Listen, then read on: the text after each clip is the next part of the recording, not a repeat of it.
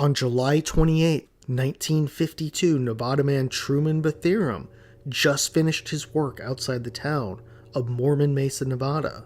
In the location Truman was located, once upon a time the area was covered by ocean. Truman was a seashell collector and decided to drive his truck up a hill to a location that was known for having fossilized seashells. Once he arrived at the hill in the dark, he searched for an hour, but had no luck finding any.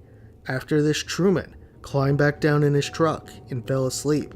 Soon, Truman woke up and would be startled to see someone or something outside his truck. In this episode, we will explore the alien encounter of Truman Betherum. As Truman woke up in his truck on the night of July 28, 1952, he would be stunned to see 8 to 10 small beings around 4 feet tall outside the truck window. Although the beings were short, they had features similar to the typical man. They had light brownish skin, no wrinkles or any undesirable characteristics, and their hair was black and their eyes were dark. Truman would later say the beings dressed similar to Greyhound bus drivers. Then, as Truman sat in his truck, one of the beings began to speak to him. Truman didn't understand what it was saying though. The being noticed his confusion and then began speaking in what Truman would describe as perfect English. It said, "You name it." Truman responded by saying, "My God, you can speak English too?" At this point, Truman climbed out of his truck and then would be shocked to see a UFO around 75 yards away. It was silver and saucer shaped, appearing shiny as well. Truman would speak with the beings and shook hands with each one. There was what seemed to be a mutual respect for one another. Truman was curious as to who they were and what they wanted, so he asked who the leader was. The being informed them that their leader was on the craft. If he wanted to, he could come aboard and meet her. Truman obliged, and one of the beings gently grabbed his elbow and began to escort him to the craft. As they walked over, Truman sensed this being was very powerful and that Truman was at his mercy. As Truman got closer to the ship, he could make out more details. According to the beings, the diameter of the ship was around 300 feet. Truman noticed a 3-foot wide band that went around the craft around the center. Right above this, there was a door around 10 feet high and 4 feet wide. Truman would walk up a ramp and enter the ship.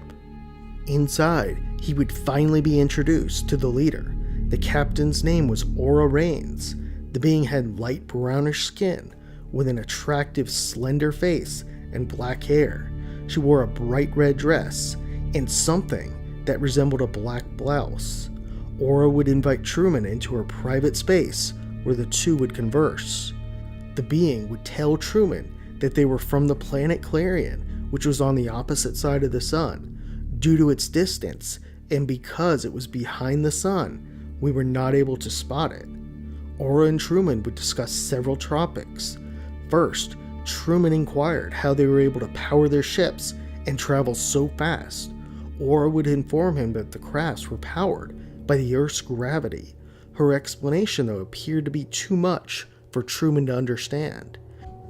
The entity would then tell Truman about their home.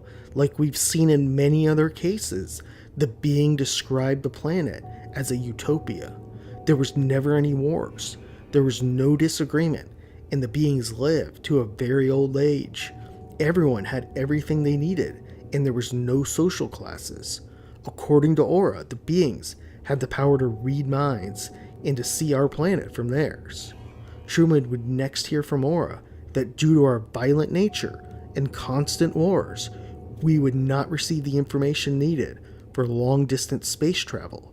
She reiterated that they were tired of seeing us fight and that we couldn't be given advanced technology as we couldn't be trusted and might attack peaceful civilizations. Truman would speak with Aura for around 30 minutes total and then walk off the craft. This wouldn't be the last time, though, that Truman talked with the beings. He would allege to meet Aura and the beings 10 more times. After some time, Truman would detail his experience in his book, aboard a flying saucer in 1954. The book did very well, and Truman got his 15 minutes of fame, even appearing on The Betty White Show. Still, without question, Truman's claims were met with harsh criticism. Truman was one of many 1950s alien contactees, or people who claimed to speak with extraterrestrials. Usually contactees, unlike abductees, report positive experiences rather than negative. During this time, it is true many achieved fame by alleging to speak with extraterrestrials. So was Truman a con man, or did he actually have contact with these beings? Let's look at the arguments for and against this controversial figure. Proponents will say there's several reasons to believe him. One is that Truman stated the beings gave him a message we have heard all too often from experiencers and abductees. We are too violent as human beings. There are a number of cases, some of which we have covered on this channel, where extraterrestrials tell people how disappointed they are in our violent ways. A second thing that stands out too is the beings told Truman about their utopian planet. We often see this as beings tell people this. Truman also mentioned they spoke perfect English. This is a specific detail we have seen in many cases. Some believe that in these cases the beings are actually robots, and that explains the perfection in their voice. Some proponents will also say he described a very different alien species than usual. If he was creating a story, why wouldn't he just describe the beings as Nordic? Some of these details, which are tough to know, surely create intrigue in his case. But should they? It's important to point out just a few years before Truman made his claims, George Adamski achieved celebrity status by traveling the country and being paid to speak on his experiences. Still, Adamski reported meeting with Nordic aliens, while Truman alleged to meet with a species pretty different. One other thing to point out too is that Truman was alleged to be obsessed with aura. It is said he hired a secretary simply because she possessed the same physical characteristics of aura. Was Truman simply a man obsessed with Latino women? Or was this just him living out his fantasy? Or did possibly the being read his mind and aura presented itself in the most attractive way possible? There are reasons, though, to be skeptical of this case. Truman definitely benefited both financially and gained much attention from his claims. During this time, many alien contactees achieved celebrity status, and it's not too hard to imagine one could desire this as well. Truman said the beings asked him to create an education center around extraterrestrials and stressed the importance of people learning about them. If Truman was picked, though, to be their human spokesperson, this raises the question, why didn't they provide Truman with any type of proof? At the end of the day, it appears that all Truman has is his word, and like many cases, witness credibility is a critical aspect, and Truman appears to possibly have been in it for the book deals and TV appearances. It doesn't definitely mean he fabricated the stories, but it makes them harder to believe.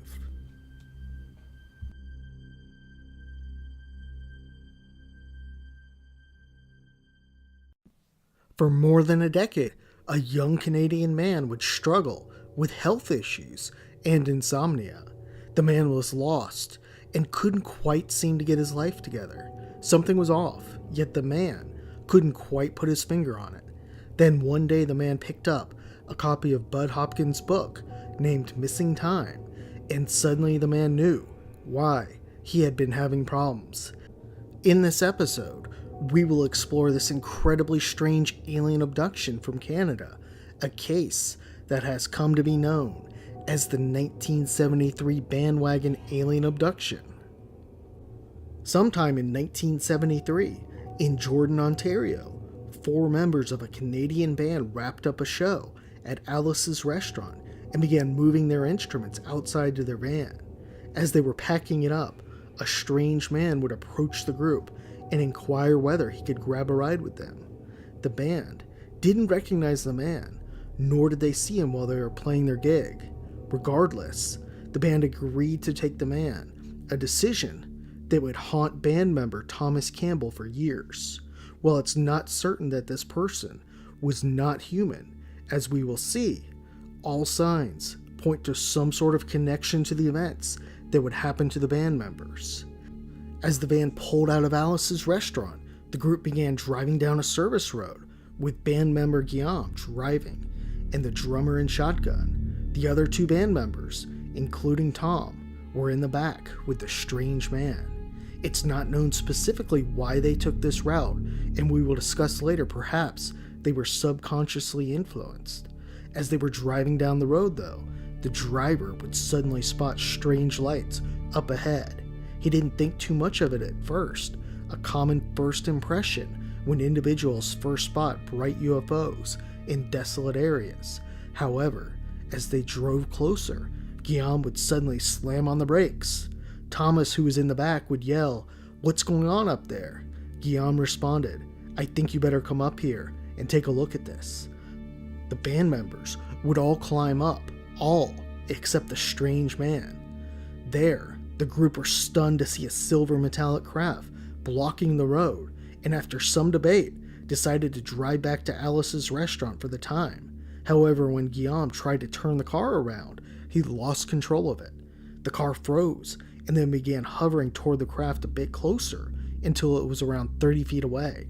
While the frightened group watched in silence, the strange man sat in the back, as if he knew this was going to happen, and perhaps, even more frightening, he had led them there. As they looked upon the craft, a hatch opened up. The drummer would spot the beings, and they would exit the craft. As the men sat in the van, the beings walked to the side of the van, and the band members watched as the beings tried to open the side door, but with no luck. Tom would see one of the creatures head right by the window. At some point during this commotion, the strange man would open the back door, and the band would be stunned to see four beings. They had white grayish skin with large black eyes. The beings had only 3 fingers, all of which were quite long. The beings were short, being around 4 feet tall, and also, interestingly, were reported by Thomas to smell like aftershave. This is a detail which we will discuss later in the video. One of the beings, who appeared to be the leader, climbed in the van. It was dark and tough to make out details, but telepathically the alien communicated to the men it came in peace and not to be afraid. The being asked the crew if 3 of them would come with them so they could run some tests. The group communicated telepathically they would. As the being first climbed out of the van, it would knock off some musical equipment onto the ground. The frightened drummer assured the being, who Thomas called the captain, that the drummer was okay. When Thomas grabbed some recorders to bring on board, the other band members were terrified and couldn't understand why he was bringing it. The captain read their thoughts and assured them it was okay to bring. Thomas, along with the bassist and drummer, would exit the craft and follow the beings. They walked through an egg-shaped door of which the drummer would bang his head hard upon entering. The captain checked to see if the drummer was okay, letting him know they could heal him. Once inside, the trio walked down a hallway, and this led to a room with 3 silver-colored cots. They were instructed to take off their clothes. Thomas asked if they could keep their underwear on, and the captain obliged. At this point, the bass player took off his pants, but had on long johns. The trio would then laugh at the situation, and according to Thomas, the beings even seemed to understand the humor of the situation. The situation seemed to indicate that the band members felt quite comfortable at this point, yet whether they should have is debatable. At this point, the aliens brought in a cart with metal instruments and other devices on it. One of the beings would first grab some sort of light device and shine it on Thomas's skin. Thomas didn't see the light, but as he looked at his skin, he could see everything: veins, arteries, bones. Thomas then laid back on a table, and the beings would do the same scan of his whole body. Next, Thomas was asked to look at a light. It seemed to hypnotize him and wipe his memories. Once Thomas and the other band members woke up the next day, they would forget the events. However, This story is far from complete. For the next 10 years, memories of this event were blocked for Thomas, and presumably also for the other band members. Then sometime in the early 1980s, Thomas would read Bud Hopkins' book, Missing Time, and memories of these events would come back. It's not evident what triggered it specifically, or if the events all came back at once, like what happens sometimes from people suffering from amnesia. That said, he couldn't recall everything. He still had missing time and events that he couldn't recall, and for that, he would reach out to Bud Hopkins, who would arrange a hypnotherapy session with therapist Dr. Aphrodite Clammer. Working with Dr. Clammer, Thomas would recall that night, after he was hypnotized by the strange object, he was taken to another room. Thomas was laying down and around 5 aliens would wheel over a large machine with several different types of arms, with hoses and instruments. The beings would check over his whole body, taking hair and skin samples and putting them in tubes. After this, Thomas was told to dress, and the other 2 men joined him. Altogether, the beings would ask the men if they had any questions for them. One of the band members asked, "Are you from outer space?" To which the beings responded yes. One other question was, "Do you have bases on Earth?" The captain would respond, "Yes, we have many bases on Earth, some underwater, some in desolate areas where few people go. We have one here," pointing out to one of the portholes towards Lake Ontario. The next question Thomas would ask seemed to surprise the beings. What is the true religion on Earth? The beings were perplexed and answered, "Why would you ask a question like that?" Thomas responded by stating they were intellectually superior. The beings would state, "There's no correct religion on Earth," which seemed to surprise Thomas. 2 of the band members were then escorted out, with Thomas staying behind. The experience appeared to be a positive one, with the drummer smiling and waving back at the beings as he walked toward the van. Inside the ship, Thomas recalled he was going into a trance-like state and was overwhelmed with feelings of joy. Thomas was told that he had a special mission in helping their work and would be a beacon of light to people around him, helping people appreciate that aliens are real and that it was important work to do. He was then brought out of the trance-like state. Thomas then remembered the recorders in the bag, and he showed them to the beings. The being said, "What are these?" "Musical instruments. We play them for our entertainment." The being responded, "How do you play them?" Thomas said, "You blow air into them." Oddly, the alien didn't understand what it was being told. Thomas then put on a demonstration playing the recorder. The alien seemed to like it, and Thomas gave him one of the recorders as a souvenir. The being didn't understand what a souvenir was, though. As Thomas explained and gave it to him, he would notice the being had 3 fingers and nails that were long and curved down. The captain would then offer to walk Thomas back to the car, but Thomas declined. As he began walking back, he noticed his face was itchy, and soon he realized he had been crying. As Thomas came around the back of the van, he noticed that everyone was in a trance, sitting like zombies. The craft then suddenly shot off, and the group slowly began to come out of their hypnotized state. The strange man was now gone, and soon the group began to discuss what exactly they should do next. The drummer would say, "No, we can't report this. Everyone will think we are crazy. No one will believe us, and I don't want to be ridiculed over something like this." The guitarist, who didn't enter the craft, agreed on keeping it a secret too. It is thought the hybrid being stayed in the band and hypnotized the guitarist. Tom disagreed with the 2 and wanted to report the incident, but the group stated that if he did, they would deny the event. Still, perhaps what happened next was the most shocking aspect of this entire bizarre case. As the group was driving home, Thomas kept hearing a voice in his head saying, "You will forget this, you will forget this, you will forget this."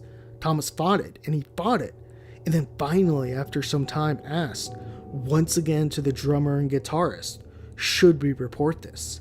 The 2 men were completely baffled and said, Report what? The two men had already forgotten the incident. Thomas would return home and that night, still fighting the command, attempted to write down the details of the night, but at some point he forgot and wound up going to bed.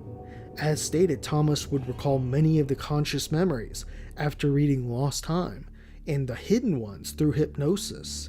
It's not known 100% how or what exactly triggered the memory recollection, but something in that book did. That said, what can we make of this fascinating close encounter of the fourth kind?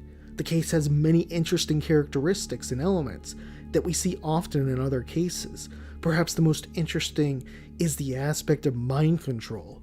The beings seem to be able to clearly control the emotions and perceived experiences of the band members. In addition, they were able to block certain memories, while they seemed not too concerned with others. It's important to point out too that mind control and blocking memories is not really advanced. Even many humans are capable of hypnotizing others and getting them to behave in certain ways. Still, the interesting thing is that some people appear to be very easy to hypnotize, while others not so much. This is certainly relevant in this case, one in which the memories went away quicker for the band members than for Thomas. In addition to mind control and repressing memories, it is thought too the beings are capable of distorting perceptions, leaving many to believe their alien abduction experience was positive. This appeared to happen in this case, but looking at the facts, these men appear to have had their emotions manipulated. It's tough to imagine these band members would agree to be tested like they were. Many of the elements of the case are classic and things we see time and time again. The beings appeared to be grays and the craft was silver-shaped and oval. The craft grabbed them on a desolate road. Perhaps the only strange detail that didn't add up in this case is that the beings were said to smell like aftershave. In many cases, grays are said to stink and smell quite horrible. It's been reported in a number of cases, and often their smell is the one thing most people remember. There are various theories on why they smell so bad. One of them states that these beings are biological, yet have no organs to dispose of waste. Many theorize they excrete their waste through their skin. That said, some believe greys are not biological and are actually robots, and it's something in their technology. Coming back to the case, it's widely believed the hitchhiker was connected to the beings. He was said to look human and didn't act surprised when the craft appeared. He also opened the door, although it seems that the Greys could have probably done this themselves. One of the key questions is around the other band members too. They stated they would not admit the story, but did Bud Hopkins and Thomas try to track them down? Having even a second witness would have really added incredible validity to the case.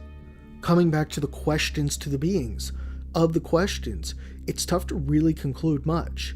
The beings said they were from outer space, but it's possible they live hidden on Earth or in a different dimension. Probably the most interesting question has to do with the bases on planet Earth. It's long been thought ETs have bases on Earth, and we've seen this on prior episodes. The religion question seems open to interpretation as well, although some might see it as evidence we were seeded by something else. Still, perhaps the most frustrating thing about this case is the beings told Thomas he had a special purpose and that he would be instrumental in letting the world know about the beings. We see this in quite a number of cases, and it also draws a lot of criticism for several reasons. The first one being, why don't ETs ever take world leaders or people who have the ability to really change things? Another reason is, why take someone, tell him what they told Thomas, and then wipe his memory? That said, Thomas, after his sessions with the hypnotherapist, was able to uncover many more alien abductions that happened to him. Some of them are quite incredible, and one even involved his father, which isn't that surprising, as there are many cases where multiple family members are taken.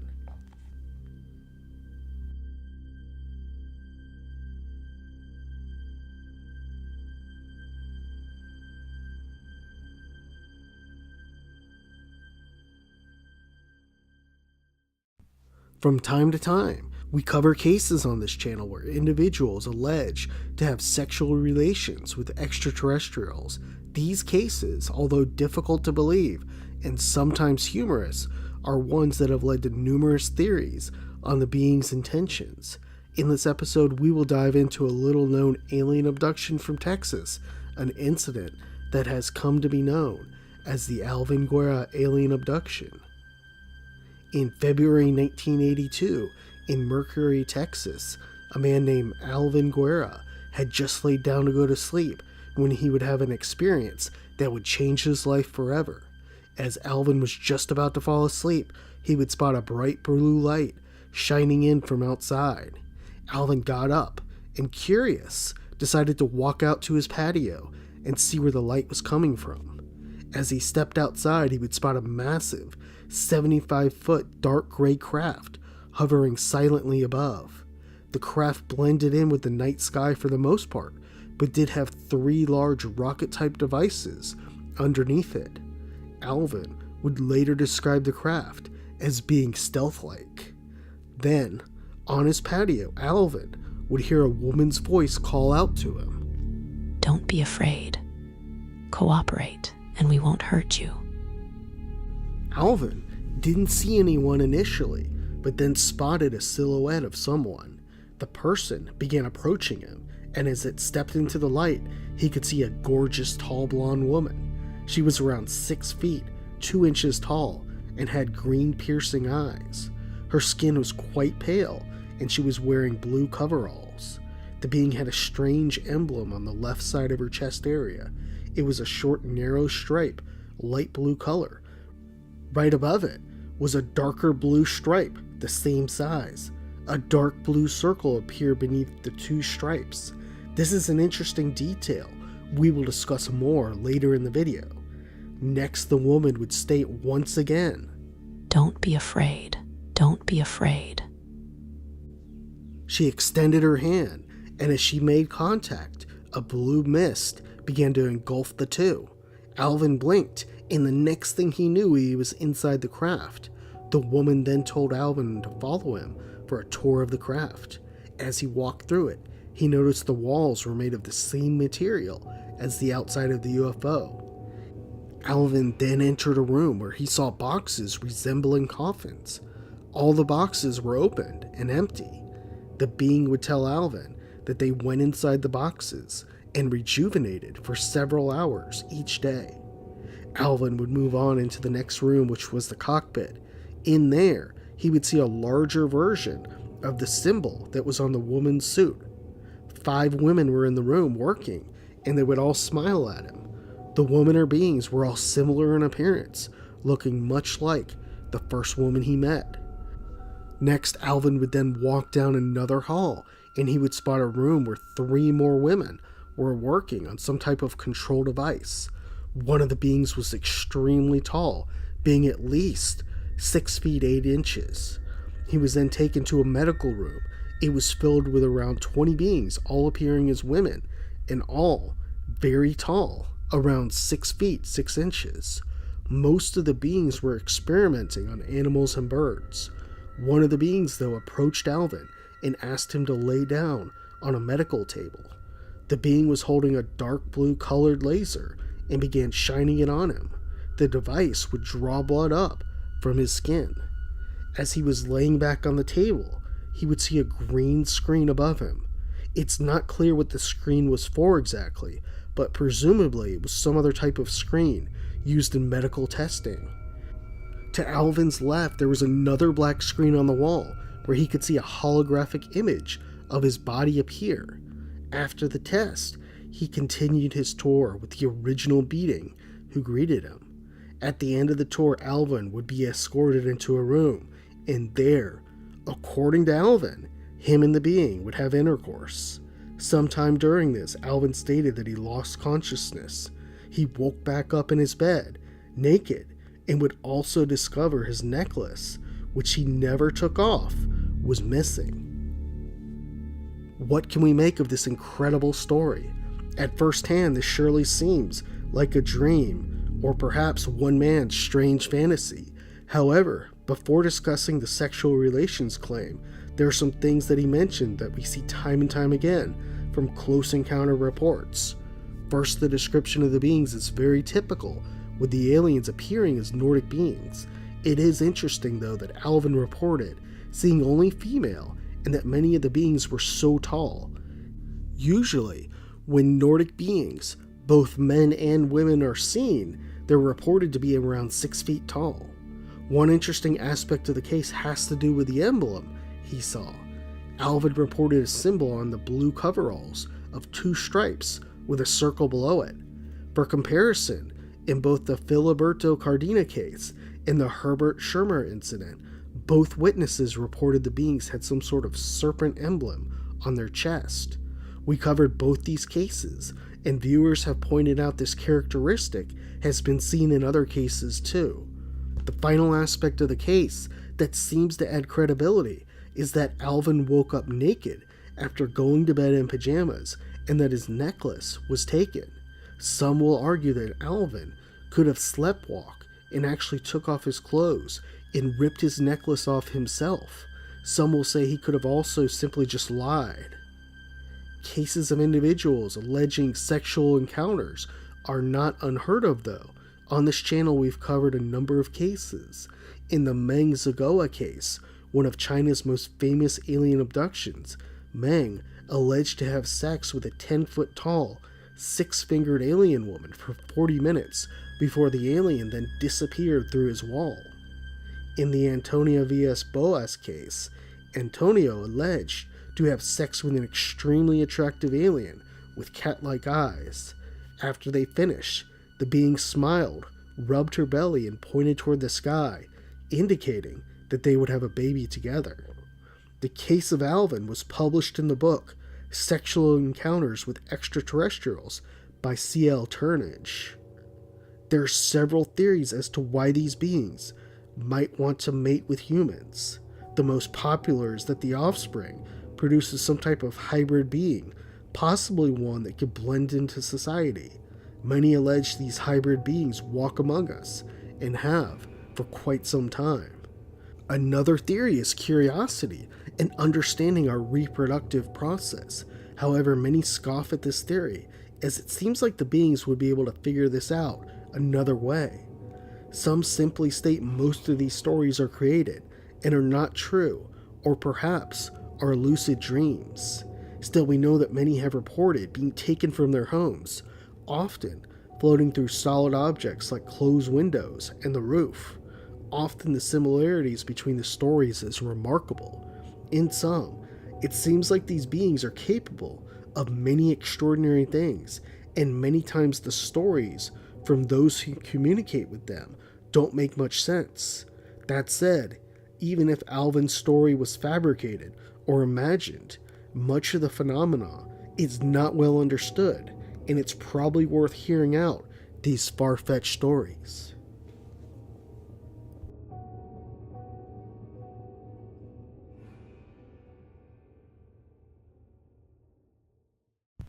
Every so often, a case presents itself as so strange and unbelievable, it seems like it almost has to be true. In today's case, the witness tells an incredible story, one that isn't backed by evidence, but yet shares common characteristics with other alien encounters and UFO cases. The man alleges time distortion, as well as revelations from the beings regarding their whereabouts. In addition to this, the witness claims the beings communicated with him in an extremely odd manner. He would describe this as coded thoughts. In this episode, we will explore the multiple alien encounters of Pierre Monnet, as well as the messages he received from the beings. While Pierre alleged to have multiple contact with the beings, his first encounter happened in 1951 in the Vaucluse department of France. In July 1951, after spending the evening with his fiancée, then 19-year-old Pierre hopped on his bicycle and began cycling through the town to his home. As Pierre cycled through the town, he would pass the town clock. It was 1:30 a.m., and soon he planned to exit the city. However, then something happened. It's not clear what exactly occurred here, but the next thing Pierre remembers is he was bicycling, yet he was several miles further along and outside the city. It was as if he had been instantly transported. At this point, Pierre continued to bike down the gravel path and noted he felt compelled to go down it like some unknown force was pulling him. Pierre got off his bike and began walking at this point with his bike next to him. He even reported that he felt like he was floating, yet he wasn't sure this actually happened. As he approached a curve and walked around it, he would then see a light glowing about 200 feet ahead. Up ahead, Pierre spotted a craft. It was disc-shaped and hovering around 30 to 50 feet above the ground. The UFO was about 60 feet long, 10 feet high, and had a dome top. The craft was emitting a blue-white light and appeared to be silver beneath. Interestingly, he would note that the light seemed to move and didn't appear to be coming from any sort of light source, like a bulb. Still, Pierre would continue to walk toward the ship, and now a deafening silence was in the air. Needless to say, Pierre was in a state of shock, and soon things would become even more strange for him.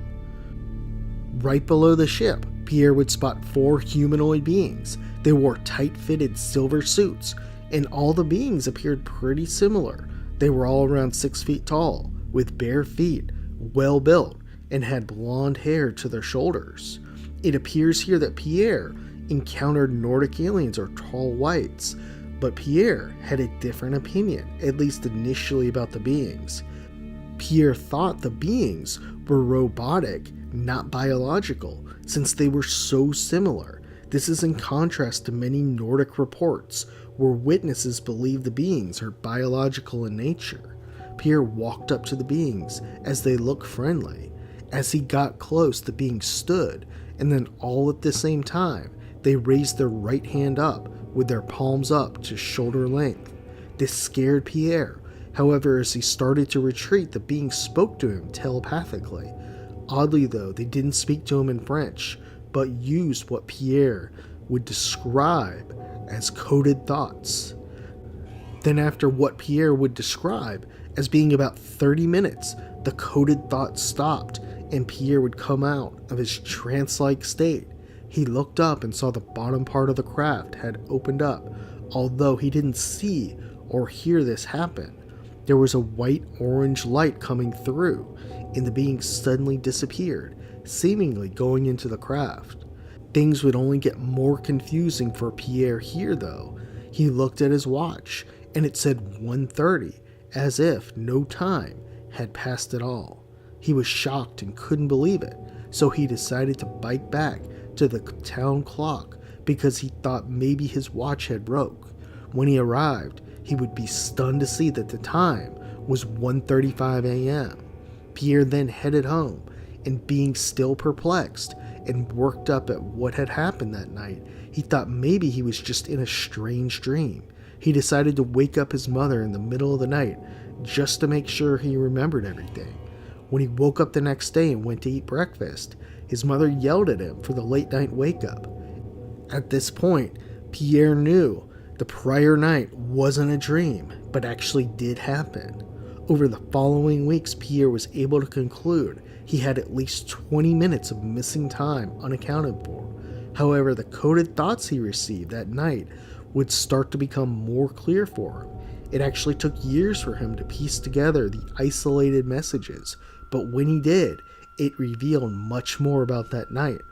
One message was a warning to him not to walk any closer to the beings.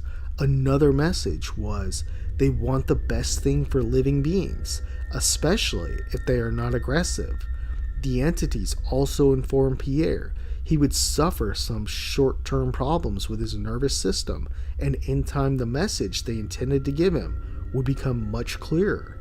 Another coded thought was around contact with other humans. The beings stated that many people do not want to speak with them, and those that do are not believed. Probably the most important coded thought, though, was the beings informed Pierre they were going to experiment on him, doing him no harm, and that he wouldn't remember the event for some time. One of the tests was that they were going to regenerate his cells, which the being said would extend his life to around 120 years. Still, this wouldn't be the only encounter that Pierre had. Pierre would allege to see a craft when he was serving in the French military and was stationed overseas. In addition to this, he stated in June 1974, he drove to a gas station, and as he was filling up his car, he would spot two men who looked exactly like the men he saw in 1951. They looked over at him in unison, and soon they began sending coded messages once again to him. While Pierre spoke with several ufologists, an interview that happened in 1978 was incredibly bizarre. Pierre spoke with ufologist Timothy Good and would recall some unbelievable things. According to him, he would begin receiving telepathic communication from the beings again in 1977, and they revealed several things to him. One message was that the beings came from a star named Vega, which had 14 planets around it, 9 of which were inhabitable. Another message was that the beings had bases on Mars, our moon, and even planet Earth as well. Pierre would allege the beings were able to hide their bases from visible detection by using some sort of extremely powerful magnetic field.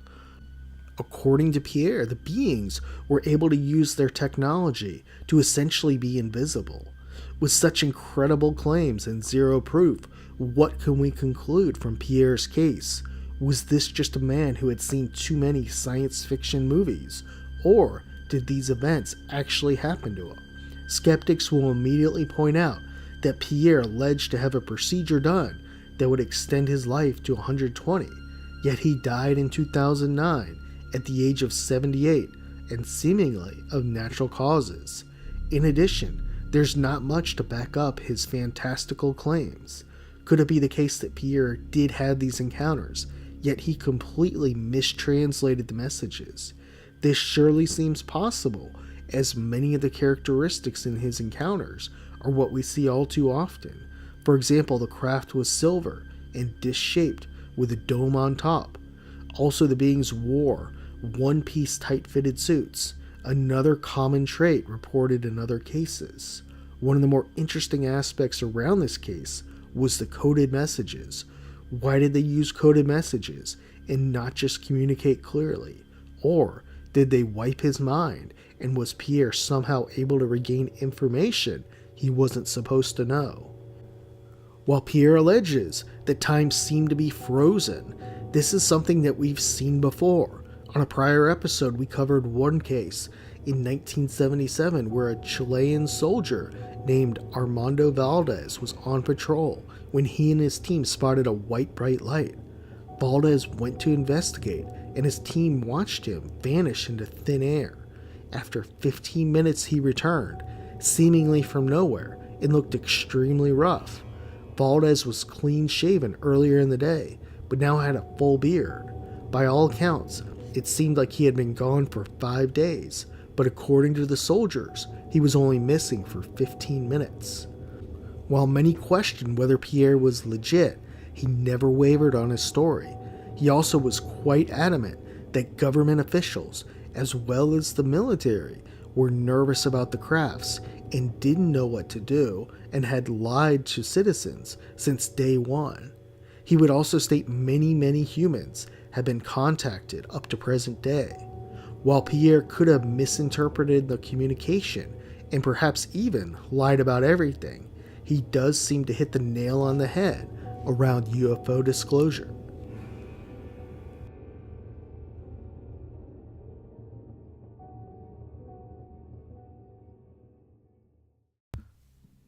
In the middle of the night in February 1990, a Ukrainian man would wake up in the middle of the night to his dog barking. He rushed outside, and what happened next would be one of the oddest and most detailed alien abductions in the history of Ukraine. The man would allege to be taken, visit several alien planets, and also converse with dead relatives. In this episode, we will cover this unbelievable story, the alien abduction of Ivan Nikolaevich. In Donetsky, Ukraine, Around 1:15 in the morning in February 1990, 68-year-old Ivan Nikolaevich was woken up in the middle of the night to his dog barking. Ivan, who lived alone on a farm, got dressed and ran outside into the yard. As he got out in the yard, he would be stunned to see several gigantic humanoid beings around 9 feet in height wearing some sort of protective suit over their body and head. Ivan was terrified, turned around, and began running away. However, after taking just a few steps, he tripped and fell onto the ground. Next, the beings would hypnotize him, and Ivan would stand and begin walking toward them and following them toward their craft. Ivan would later recall he knew he was under their spell because he left the home unlocked and several gates open, something he never would do. As he walked toward the craft, he could make out that it was round, shiny, and around 40 feet in diameter. It was bluish gray, and Ivan was so scared at the time, he didn't pick up many other details. He climbed up a ladder and immediately smelled the inside, which he said smelled like violet. Inside, the humanoid suits would peel off, and he would now see there were 4, 2 appearing as women and 2 looking like men. Ivan stated the aliens' faces looked human, but their noses were flat. Their eyes were large and round. The beings had small mouths and ears smaller than a human. They had hair similar to a human as well. Ivan would point out the females both looked gorgeous. They had beautiful faces with cropped short hair. It's important to point out here, it's possible they looked different, but might have manipulated Ivan's thoughts to make him believe that was what they looked like. This will become more evident as we dive further into the story.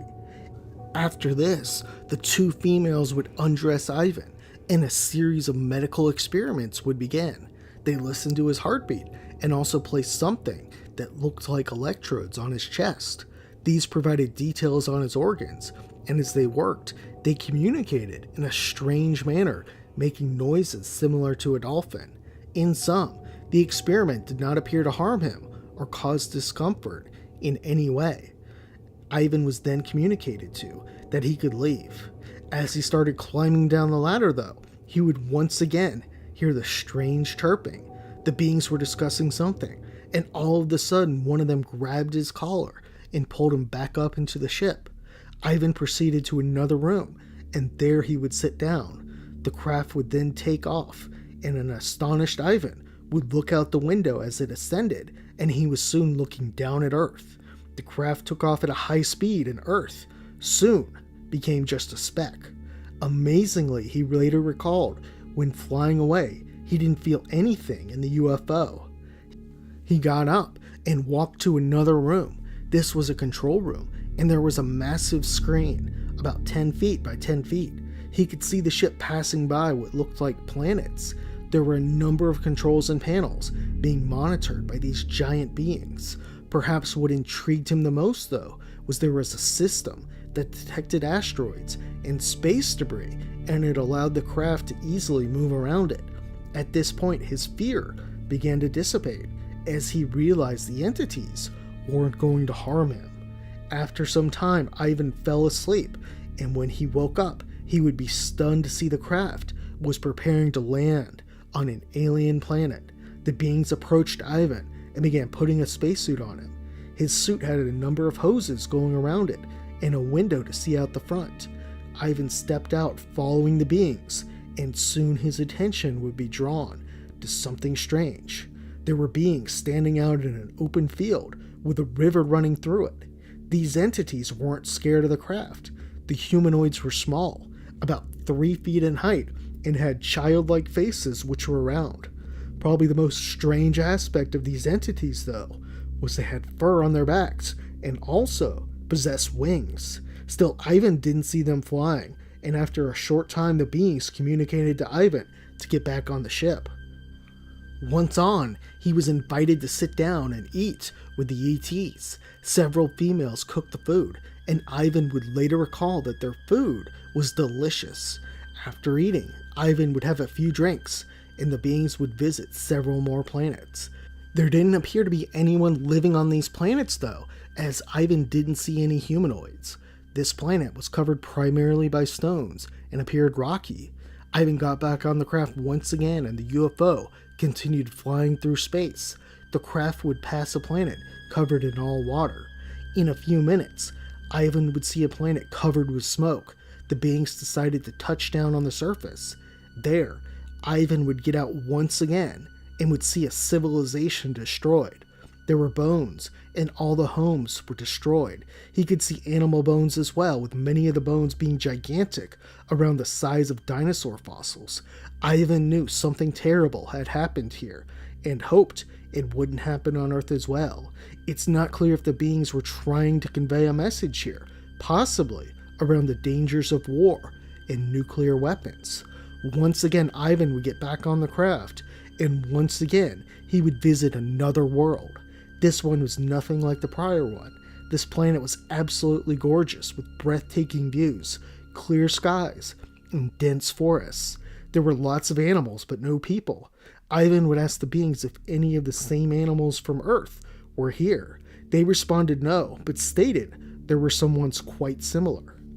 After this, once more, they got back on the craft, and next, they would visit the aliens' home planet.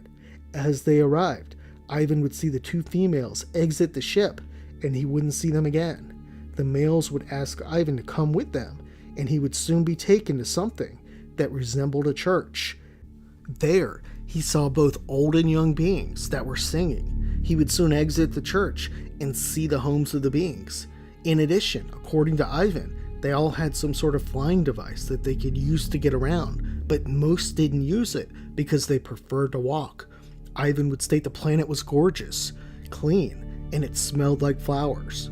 Based on what he saw, he believed the beings lived much longer than us, albeit death did exist. This is because he witnessed something that resembled a graveyard as he walked through the town.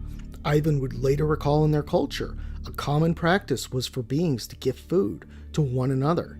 He was given a fruit-like object that looked like an apple. He would later try to bring it home to support his story, but one of the beings noticed and stopped him. Still on the planet, the being would take him to some sort of factory, one that processed something that looked like yogurt. The entire factory was automated, with the exception of one being who monitored everything. After this, Ivan would be taken back to the craft, and it departed for Earth.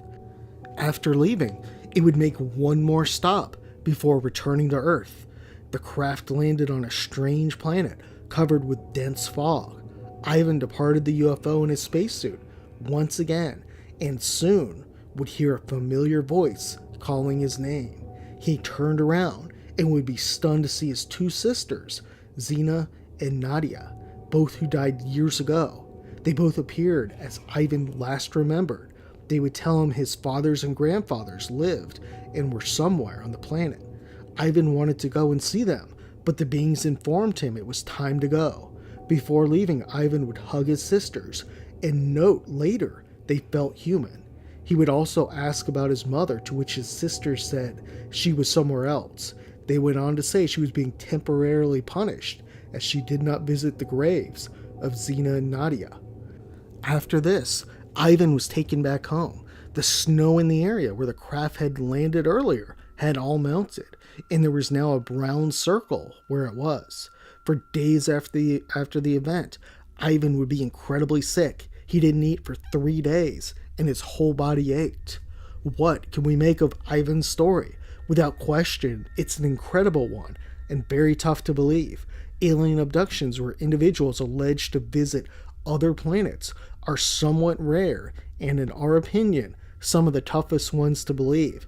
This is because they usually feel like science fiction, and also because individuals bring back no evidence. That said, there are some well-known cases where individuals alleged to travel the galaxy with ETs. One example is the case of George Donetsky. If these are true, this raises the question why the ETs would show humans their planet and also their spaceship. All this said, Ivan's case is surely an interesting one. We covered multiple cases on this channel of families alleging to be abducted by extraterrestrials. These types of alien abduction cases are particularly intriguing because it raises questions and theories around why this might be happening. In this episode, we will cover a fascinating case in which multiple members of a family alleged to be abducted. While many elements of this case seem to indicate a fabricated story, stick around as there are some remarkable details in this case. In this episode, we will examine the repeated alien abductions of the Ahrens family. While it's not evident when specifically the abductions began, sometime in the fall of 1976, something truly bizarre happened. At the time, Dan Ahrens, along with his wife Joyce, were living and working in West Plains, Missouri. The couple had 2 young children, Daniel, who was 3, and Heather, who was 1. That night began like any other. Dan and Joyce put their kids down to bed and crawled into it, planning to rest for a bit before they finally went to sleep. As they laid in bed, something strange happened though. A bright glowing red light lit up the entire room. Both Dan and Joyce were paralyzed, and besides their eyes couldn't move a muscle. They were frightened and tried to scream, but nothing came out. Then after just a few seconds, the light vanished and the couple was able to move. Dan got up and ran toward the window, yelling, "What the hell was that?" Joyce was in a state of shock and muttered, "I don't know." Before they even had time to discuss it though, they heard Heather begin to cry in her crib. Heather's crib was in their room, and they were shocked to see Heather was wide awake. Joyce would later recall she remembered her pupils being strangely large. That said, Heather was okay, and soon after putting her back to sleep, Dan and Joyce climbed back into bed. For some reason, they didn't discuss much what happened, and the exhausted parents decided to head back to sleep. For the next few years, odd things would happen, but neither Joyce nor Dan gave too much thought to what it could be. For example, for years, Dan would wake up and discover his son Daniel was not in his bed. Instead, he would be found asleep under the chairs or in closets, always appearing like he was hiding from something. While this could certainly just be a child not wanting to sleep in his bed, Heather's story would be much different.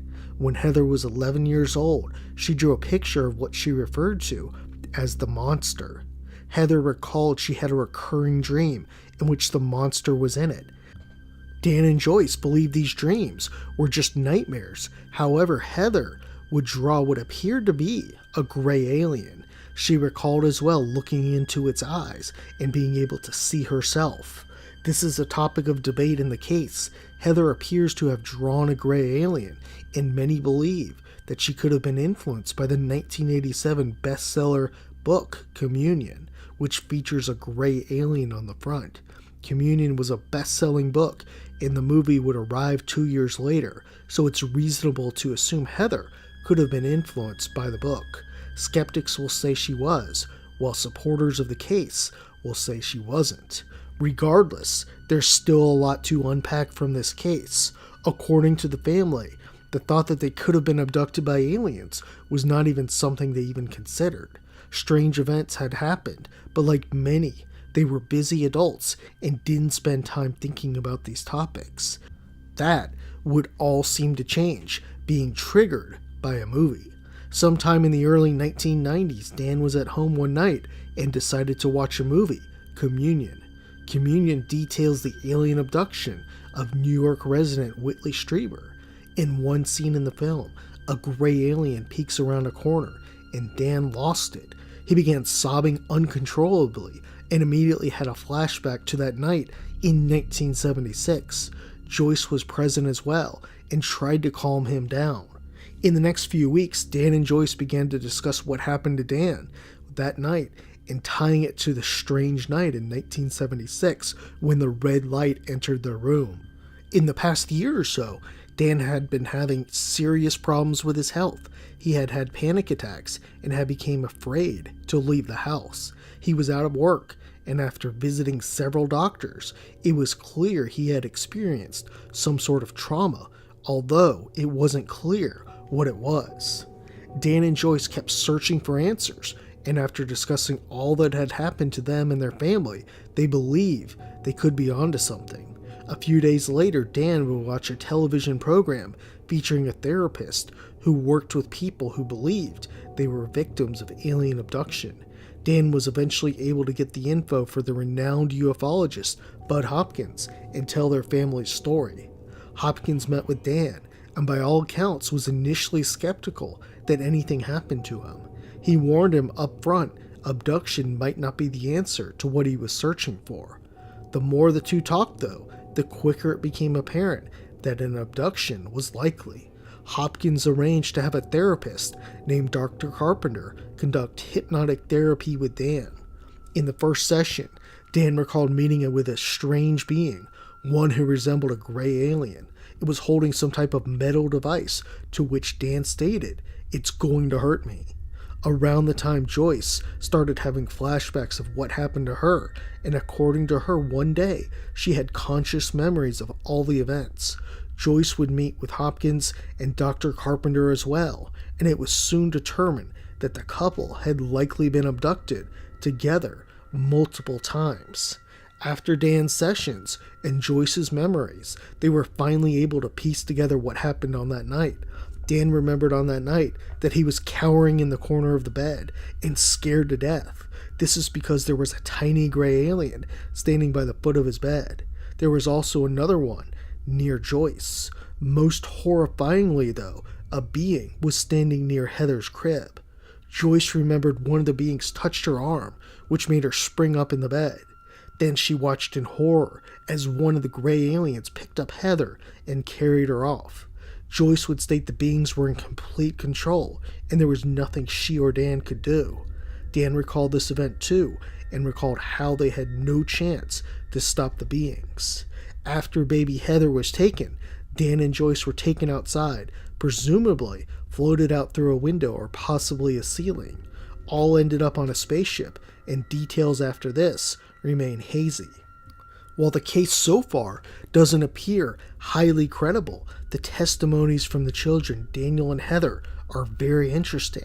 For the most part, Daniel and Joyce preferred to keep their children out of the case as they knew something probably happened to them, but they wanted them to move on with their lives.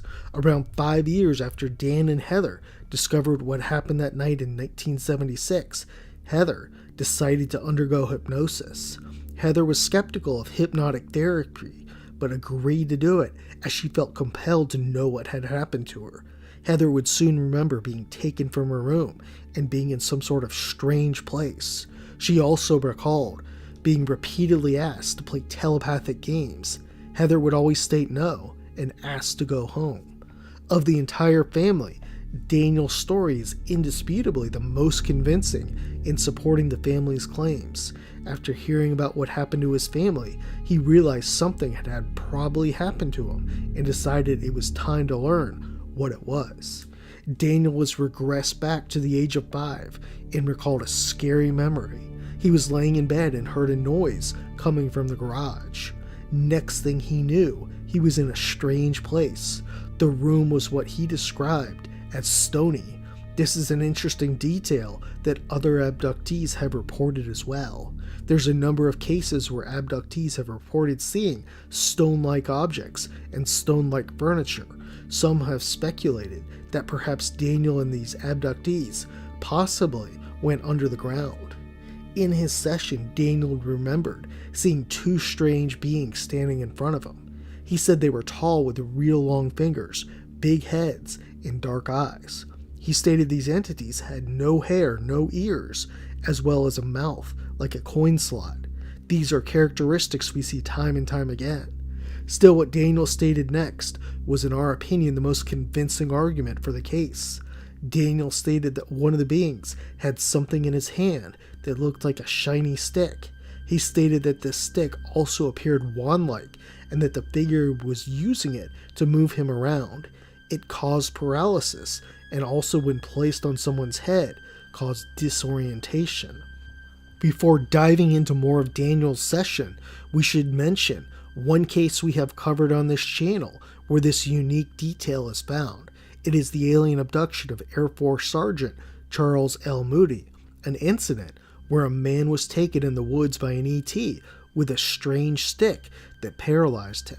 Moody was taken on board a craft and eventually given the nuclear weapons lecture like many others.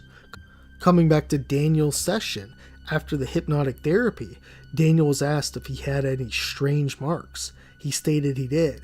It was a spoon-shaped mark on his left inner thigh.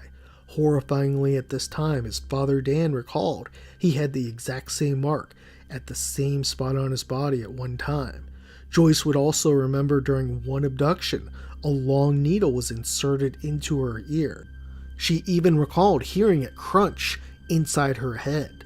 One final thing to point out in this case is that Dan and Joyce's grandchild appears to have been visited and possibly taken as well. The toddler referred to them as his little buddies that come into his room and play. Another event happened when the grandchild told Joyce that he wanted to watch the ship leave. While this could certainly just be a young child in their imagination, it's well documented that alien abductions among bloodlines are a real thing. There's a number of cases where multiple generations of family members report abductions. There are different theories on this, perhaps having something to do with the genetics of the family and their being special, or possibly the beings wanting to track something across bloodlines. Coming back to the case, what can we make of the Ahrens and their case? Is this a credible one? In general, this feels like a pretty credible case for several reasons. First, there was nothing alarming that came up in the investigation. Sure, there were aspects that could have been easily fabricated, and the case relies pretty heavily on hypnotic regression. But by all accounts, the family all appeared to experience negative health effects from the events. Some skeptics point to the fact the family were on several TV programs, such as Sightings, discussing their story, and money could have been a motivating factor. However, in examining cases like these, investigators usually ask trap questions, and it's tough to imagine all four family members could have tricked the investigators. As mentioned earlier, Daniel's mention of the pointer device is a very specific detail, really only known inside UFO circles. While many will continue to doubt the credibility of the case, it's certainly an interesting one, and one that deserves attention.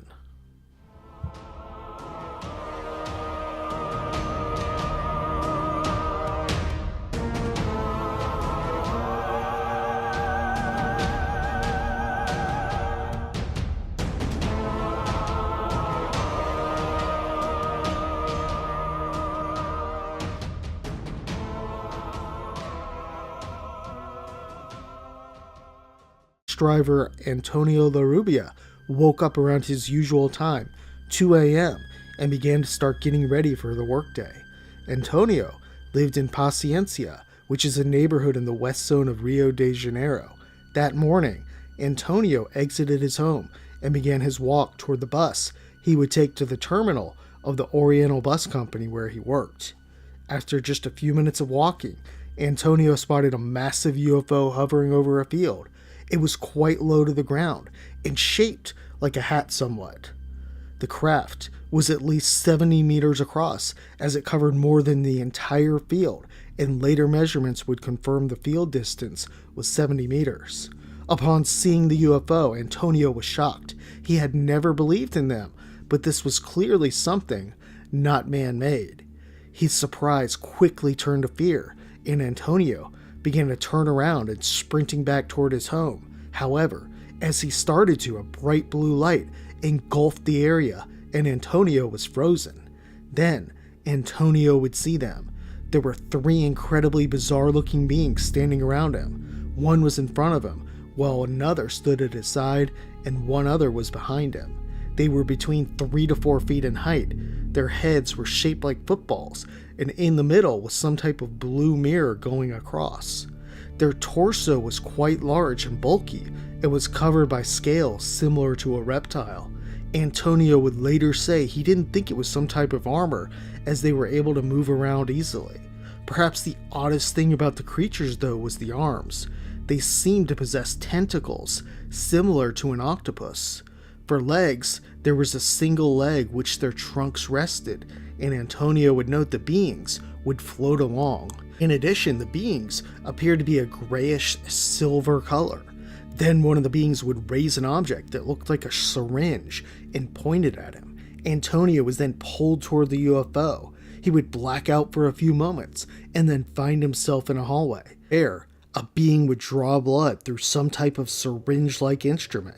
After this, he spotted two of the beings go one way and another being head the other direction.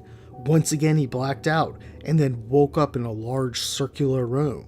Inside, he would spot many more robotic beings. There were at least a dozen on both sides of him.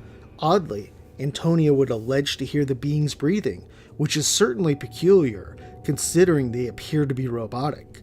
Up to this point, Antonio had been unable to scream, but then he was able to all of a sudden shout. He yelled, "Who are you? What do you want?" Weird and unexpectedly, all the creatures fell down. A blue light then once again hit him, and once again he was unable to speak. A terrified Antonio now was having problems breathing. Next, the beings would show Antonio a series of pictures and videos on a screen. The first was him seemingly being tested on a metallic silver table. He was naked and being hit with a blue light. Some speculate that this was a prior abduction and that they were showing this to him once again. The beings would show several more videos of Antonio, including one with an orange orb next to him. Another fascinating video was one in which the being showed him them manufacturing their UFOs. According to Antonio, he saw a video of thousands of UFOs being built in a huge factory. There were perhaps thousands of the beings floating around and working on them. After this, Antonio stated the beings threw him outside the craft and onto the street. It was now 2:20 a.m. and the whole ordeal lasted about 15 minutes. Antonio was not in the field he was taken, but was close to his work. After hitting the ground, he would look up and see the bottom of the craft, which then flew away. Antonio was able to get to a later bus into work and even managed to finish his shift that day. However, in the ensuing days, he would get violently ill. He went to work the next day, but was so hot he asked a coworker to hose him down. His temperature would continue to rise to around 104, and he would have to visit the hospital. He would soon have to resign from his job due to his health. At the hospital, he would tell everyone about his abduction experience, and this led to a psychological evaluation, which he was deemed normal. In time, word of his encounter would reach ufologists and journalists. In particular, a journalist named Irene Granchi would document the story and translate it too. In time, the report would appear in the APRO Bulletin and the Canadian UFO Report Journal. Still, what can we make of this extremely weird case? Was this just one man's attempt at fame and fortune? Or should we take his claims seriously? This case doesn't appear to be highly credible, yet it doesn't mean we should dismiss Antonio's claim completely. For one, excluding Antonio, there was only one other witness who saw the UFO. Unfortunately for him, it was the town drunk who was known for creating stories, and surely wasn't a reliable witness. In addition to this, his description of the beings seems like something straight out of a low-budget science fiction movie. Moreover, his experience was pretty bizarre, and many of the memories seem to be somewhat fragmented. It should be pointed out, he didn't recall this experience from hypnotic regression, and these are conscious memories. That said, what factors does Antonio have working in his favor? There are several things that appeared in his case, which we have seen in other cases. The first are the screens and videos he was shown. This is actually not too rare, and it's thought this is done to gauge the reaction of the subject. For example, we did see this in the Amari Rivera alien abduction from Puerto Rico, a case we covered on this channel. In that incident, Amari would allege to see videos of worldwide destruction on planet Earth. Also, another incident we covered is the Avery, England abduction. In that case, two abductees named John and Elaine would lie down on a table and the beings would tell them to look up at a screen.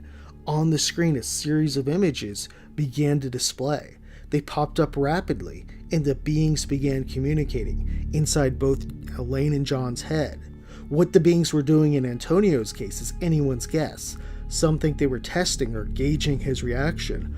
Others think this might have been a show of force, as they showed they got to him before, and they can get to him at any time. The second intriguing thing in this case is the syringe-like device, which they use to freeze him and steer him toward the craft. We have seen this before on the Street of Silence, and it is without a doubt a unique detail. First, in the 1951 Salzburg, Austria alien abduction, in that case a soldier encountered a strange being in the woods and was paralyzed by a pencil-like device. A second case we covered on this channel is the 1951 Maurice Massey abduction that happened in France. In that case, Maurice, who was a French farmer, spotted a UFO and some beings. He began to flee, but as he got about 15 feet away, suddenly one of the beings would point a pencil-like device that paralyzed him. Strangely, Maurice was still standing up as he was paralyzed. He could still feel his heartbeat and blink, but couldn't move any major muscles. He was then taken inside the craft.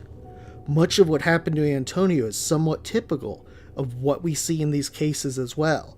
He was taken, tested somehow, and returned. He suffered adverse health effects for about a month, and while the beings probably didn't care much about his personal health and well-being, it doesn't seem like they were trying to harm him. Some question Antonio's story because he did tell everyone about it. Was he trying to get fame or fortune? Perhaps, but it's important to note he did go to the hospital and was without question violently ill. It's not known if Antonio had additional close encounters or if he was able to move on with his life.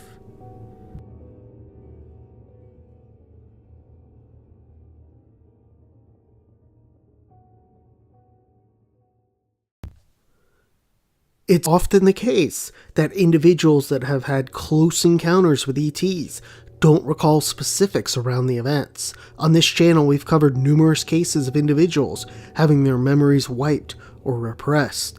To unlock these memories, ufologists usually suggest hypnotic regression, a controversial method for unlocking these events. While many are skeptical of cases like this, it's important to point out many of these repressed memories tend to have incredible similarities to experiences reported by other abductees. In this episode, we will examine one such event, the case of Stephen Kilburn. In late April of 1978, a man in his early to mid-20s named Stephen Kilburn approached veteran UFO investigator Bud Hopkins about a strange experience that happened to him about 5 years prior. Kilburn had a weird feeling that something had happened to him one night, yet he wasn't sure. He didn't see any UFOs or orbs, nor did he experience anything like missing time. It's important to note here Kilburn was a UFO enthusiast and had attended several meetings organized by Bud Hopkins on UFOs. Regardless, after hearing other stories, Kilburn believed that there could be a chance something happened to him that night in 1973. As such, Hopkins suggested that Kilburn try hypnosis to see what, if anything, had happened to him. Hopkins would recruit psychologist Dr. Gerard Franklin, and several weeks after the initial talk between Kilburn and Hopkins, a session would be arranged. To start, Stephen gave some more context as to the night in question. In 1973, Stephen was in college and living in Baltimore, Maryland. He had a girlfriend in Frederick and would drive down Route 40 to see her. Often he would leave her house late at night, and Route 40 had a very desolate stretch of road that was completely pitch black. Before going under hypnosis, Stephen would discuss his feelings on why he believed something might have happened to him. He recalled believing he had seen a UFO or a bright light, but Stephen couldn't remember it. It was more of a feeling, he would state, similar to the feeling of someone watching you. In addition to this, Stephen would provide more conscious details around the event. He recalled staring at the dashboard, but couldn't recall just why. He also noted he pulled over on the side of the road, but why would he pull over on a dark remote highway in the middle of the night. Bits and pieces flashed into his mind, terrifying the young man. He seemed to remember looking at the rearview mirror and felt something was coming. In some, his memories were very blurred, but he sensed something had happened to him. As such, Dr. Franklin would begin a hypnosis session with Stephen. Stephen recalled the night of the event. He was quite tired as he was driving on the empty, dark road. He rolled down the window in an attempt to wake himself up. After a few more minutes driving, the car suddenly came to a stop. Stephen was extremely confused as to what was happening. At this point, Stephen got out of the car and stated that he saw a metal fence near the road. Stephen would then describe something truly bizarre. According to him, a metal-like clamp would grab his upper torso around his shoulder area, inflicting excruciating pain. The clamp terrified Stephen, and as he looked out over the fence, he would see several humanoids, although he couldn't see specifics. Things would begin to get more strange for Stephen in this session.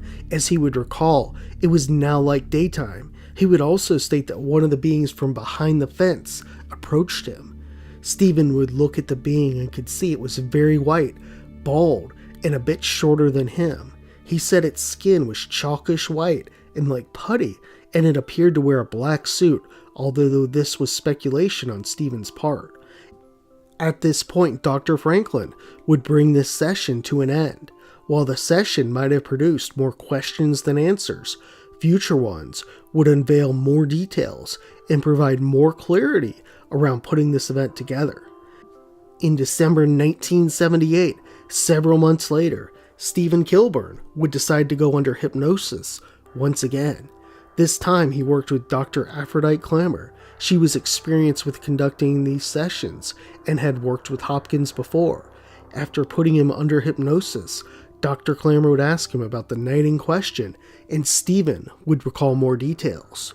When driving down a hill, Stephen would remember seeing two bright blue lights down the road.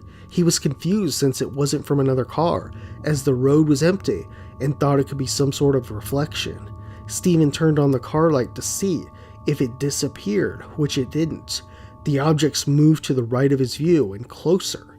Then the car suddenly swung to the side of the road. He compared it to a magnet pulling an object. The car stopped on the side, and Stephen was confused as to what was happening. At this point, he looked in the rearview mirror, but no one was there. He got out of his car and looked over the fence, and the next thing he remembered was driving on the highway. However, during this time, as Dr. Clammer pressed for more details, Stephen would cry out, "I don't want to remember. I'm not supposed to remember." Stephen remembered once again a bright light coming down in the area and three entities approaching him. Stephen would state, "I see the faces, and they're white chalky. They look like they're made out of rubber, or not rubber, like putty or something, and they're not shiny at all. Really a dull finish, kind of chalky and white, only not pure white." Next, one of the beings reached out and touched him. It stung, and the being seemed to realize that it hurt Stephen. It's not clear what the beings were doing here, but Stephen was afraid, and his memories still appeared to be choppy. He recalled the beings had long white fingers, and around this time Stephen stated that more beings appeared, and one of them seemed like it was digging. Interestingly, at this time Stephen became extremely calm, and his fear dissipated. Bud Hopkins speculated this was because the being artificially calmed him when he touched him. Stephen was able to provide more details, now describing the being's eyes, which were black and empty. The being didn't have any ears and had a slit for a mouth. Stephen pointed out too the entity's face remained expressionless throughout the encounter. After 2 hypnosis sessions, Stephen had recalled quite a number of memories. However, much of his story he was unaware of. That would soon change though.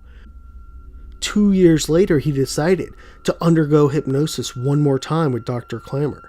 Stephen suspected he had gone up on the craft, and there were medical experiments performed.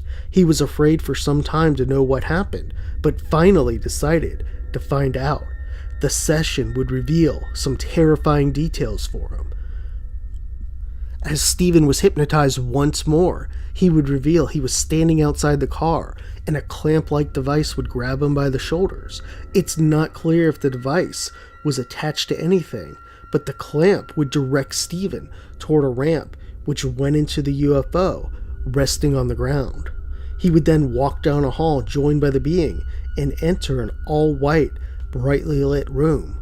It was curved and didn't appear to have any light source. Several beings were in the room watching, and Stephen was then put on a table. Something came down from the ceiling seemingly by itself. Stephen would then have more tests performed, albeit the details remained hazy. This would conclude the session, the last one. What can we make of the Stephen Kilburn incident? Like many cases, the story has both strengths and weaknesses supporting the claim. The first weakness is that Stephen Kilburn was a UFO enthusiast. In general, it seems likely that if someone were going to claim to be abducted, it would be someone in the UFO community. Kilburn had the knowledge and was familiar with what many alien abductees report and go through. Perhaps he wanted to fit in. The second weakness was that Stephen's story comes almost entirely from hypnotic regression. Hypnotic regression can potentially generate false memories. It appears also during the session, Stephen remembered things in bits and pieces, which seem to contradict each other. His memory of the event seems to resemble a dream, as it's often sporadic, and his recollection is non-linear. The third weakness in his claim is that there's no physical proof or corroborating evidence. That said, there are a number of credible alien abduction cases where people don't have physical proof or other witnesses. All this said, the case does have some strengths supporting the claim. The first is that the story shares many characteristics with other alien abductee stories. For example, the bright white room we see time and time again. Also, the beings appear to be very similar to gray aliens, or possibly just grays. One interesting feature that he pointed out too was the fingers, which he described as smooth and perfect. Travis Walton would describe the being's hands who took him as being odd too, with putty-like skin. In addition to this, there are a number of cases where individuals have their memories wiped, and after hypnotic therapy, they return. Moreover, sometimes these individuals report never even seeing a UFO. It also appears the beings made an active effort to ensure Stephen didn't recall anything. Was Stephen Kilburn abducted by aliens? And did he have his memory wiped? Or did hypnotherapy produce false memories, leading Stephen to believe he was taken? Comment. Let us know your thoughts on this interesting case.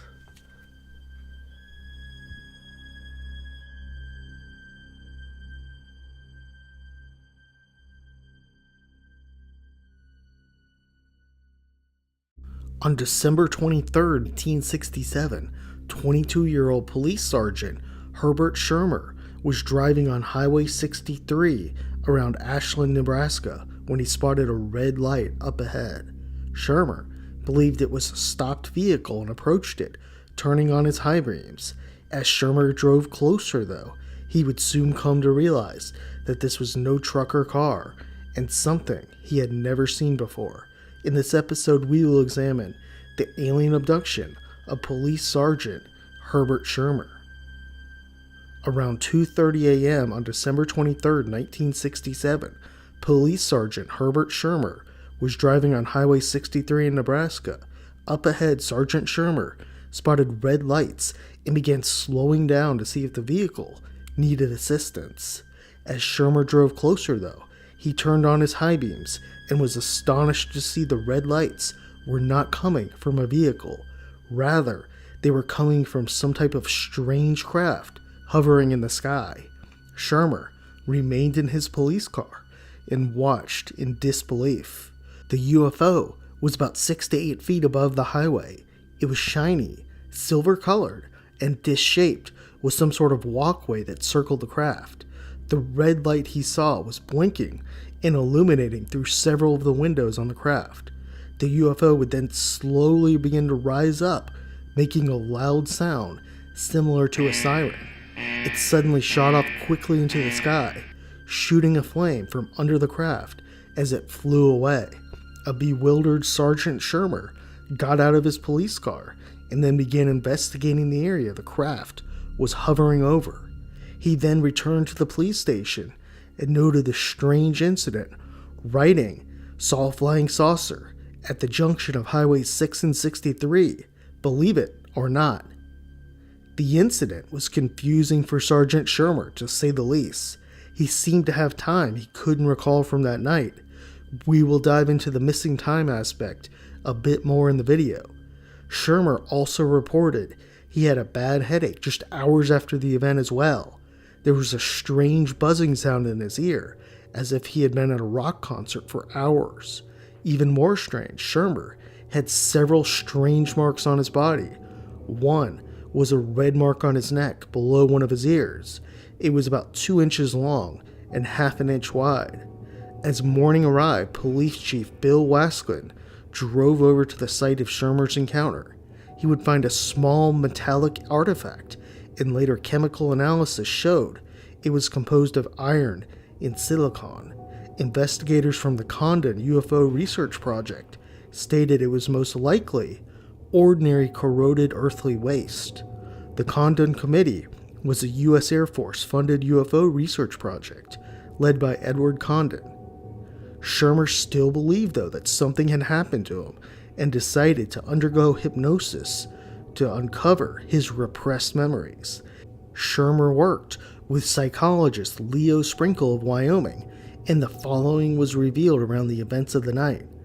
On the night he saw the UFO, Herb Schirmer recalled under hypnosis how several humanoid beings took him from his car and abducted him onto the craft. The beings had gray-white skin, large heads with big cat-like eyes that didn't blink. They had slits for mouths with flat noses. The entities had silver suits with helmets having a small antenna coming from the left ear. They communicated with Schirmer through telepathy. Interestingly, the being's suit had a logo of a winged serpent, something we have seen reported in other alien abductee cases. For example, the Filiberto Cardenas case we covered on this channel had a report of a winged serpent emblem. The beings appear to be quite similar to the prototypical Greys, but still had some differences, most notably having cat-like eyes instead of big round eyes. Schirmer would be taken to the leader of the beings and be shown around the craft. One thing he would report under hypnosis were the details around how the craft operated. He said the beings used some sort of propulsion unit that relied on the principle of reversible electromagnetism. Schirmer would also recall the upper level of the UFO. It had a large screen that looked like a TV in the middle and was displaying a galaxy. The beings told him that, "This is where we are from, a galaxy next to yours." To the left of the TV was a map with a sun and planets. Also, there was writing in a strange language Schirmer had never seen. In the room there appeared to be a number of computers, although their purpose was not fully explained. Several sketches of the event were done not only by artists, but Schirmer himself. Under hypnosis, Schirmer was able to sketch the upper level and control room, the leader, and the propulsion system. One of the more fascinating things that seemed to happen during this case was that Herb Schirmer appeared to be overtaken by something during one of the hypnosis sessions. During the session, according to UFO author Brad Steiger, Schirmer began to speak with Steiger and the hypnotherapist as if he was one of the entities. Whatever was speaking said they would be returning from time to time to keep tabs on Schirmer. Also, they said they planned on showing Schirmer the universe. Schirmer would say that he was experiencing mental communication with the beings. Still, Steiger stated they had no way of really verifying the entities or communicating with them, and it could simply be some sort of delusion. In addition, it's possible the being somehow programmed him to react this way. Or it's possible somehow they put in an implant that allowed them to monitor and control Schirmer, especially if he was to be hypnotized. Is this case just one man's delusion, or is there some credibility to it? The case of Herbert Schirmer is certainly an interesting one. It has many of the characteristics we've seen in other alien abductee cases and UFO sightings. Still though, much of the case relies upon hypnotic regression, which somewhat underscores the credibility of the alleged encounter. The fact that the being spoke through Schirmer will lead many to believe a demonic element is at play. This certainly could be possible, as we see the supernatural often creep into alleged alien abductions and alien abductees. In addition, we found the timeline of the events to be somewhat a bit concerning. In the UFO report, it said the UFO sighting happened around 2:30 a.m. in the morning and lasted between 5 to 10 minutes. Herb would then investigate outside the car for some time. The amount of time isn't specified, but probably was at least a few minutes. Then he drove back to the police station, and according to the UFO report, he recalled missing time around 3 a.m. In sum, this seems like a very small amount of time missing at play. According to the timeline of events, he would have gotten in his car around 2:45 a.m., and the police station was probably at least 10 to 15 minutes away. Once again, that doesn't really leave much missing time. Most often, missing time in these cases is quite obvious with hours gone. Still, this doesn't mean this event didn't happen to Schirmer. It could be that Schirmer saw the 3 a.m. time when he got back in his car after walking where the craft had been. Or maybe the missing time was misdocumented some other way. In addition, there were strange marks on his neck, and the hypnosis sessions can't be completely ignored. One other thing too is the serpent emblem, which is a detail that is tough to imagine one would know. It's not known whether Schirmer had further contact with the beings. If this case is true though, and the beings did speak through him, that definitely raises all sorts of questions around using hypnosis for these types of events.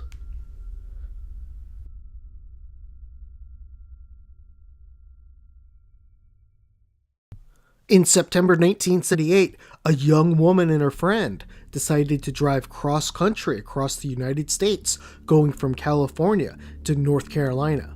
One of the women, Susan Ware, had just left the Navy, and her former commander asked her to drive a new Volkswagen to North Carolina. The situation was terrific for Susan. She would be paid about $1,500 for taking the car, and also could get some rest and relaxation along the way. To make the trip better, Susan asked her friend Karen to come with her, and Karen was thrilled with the idea. The women were enthusiastic about the trip, planning to stop at sites like the Grand Canyon. However, one night, something terrifying and unexplainable happened, which would change their lives forever. While this alien abduction case certainly has unique aspects to it, the incident also draws many parallels we see in other abduction cases. In addition, Susan has experienced a lifetime of odd supernatural events in her life, something we will explore as well. In this episode, we will dive into this strange event, an incident that has come to be known as the Jackrabbit alien abduction. Some of those jackrabbits, and then I told her about it. And then the blackness started. So all of a sudden the car comes to a stop, and we weren't thinking, because at that point something else had started taking over.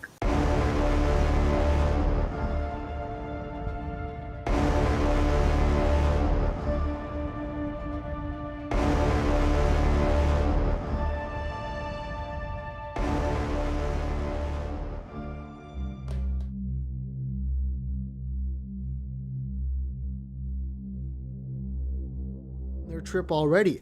Friend Susan Ware and her friend Karen had been on the road for several days, stopping and visiting the Grand Canyon. Before diving into the story, it's important to note both were experienced campers and had spent a lot of time outdoors. Furthermore, Susan was in the Navy and had a pretty distinguished military career, albeit it was short-lived. On September 14th, 1978, though, the women were faced with a decision. Should they stop at a motel for the evening or drive through the night? Ultimately, due to the weather being gorgeous outside and wanting to view the clear stars and sky, the women decided to drive through the night. As their car drove down the empty highway, they passed the town of Enoch, Utah. The women were surrounded by the desert landscape with no other cars around. On their way to Grand Junction, Colorado now, something strange would happen. During their drive, the two women had been stargazing and enjoying some spectacular scenery. However, in a few moments, that would change. Oddly, the number of stars and moon visible decreased, and some sort of darkness came over the sky. The darkness was quite scary for the two, as all they could see at this point was the road ahead, illuminated by the headlights. Karen was driving and Susan was the first to notice it. The women, who had camped in the desert before, were terrified and agreed they would stop at the next public place they could find. Then suddenly Karen, on the empty dark highway, slammed on the brakes. Up ahead, the women saw around 20 huge jackrabbits blocking the road. The jackrabbits were around 3 feet tall and turned backwards, both scaring and confusing the two women. Karen and Susan got out of the car and walked in front of it, still staring in disbelief and speechless. The jackrabbits weren't moving, which added even more confusion. Then the car radio shut off, and the electrical for their car was gone as well, cutting their headlights. At the same time, a white light from above lit up the area, and at this point the women were truly terrified. Then the jackrabbits would turn around, all in unison. As they were turning, Susan could see these weren't jackrabbits at all, but were actually gray aliens. They were classic little gray aliens, small, around 3 feet tall, with large heads and large eyes. In fact, their eyes were so big that Susan said she could see the moon reflection in their eyes.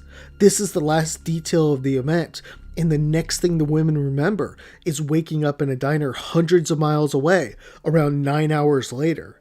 The women would be woken up by a waitress who would go on to tell them they drove in, parked the car, walked in the diner, went and sat down and just put their heads on the table.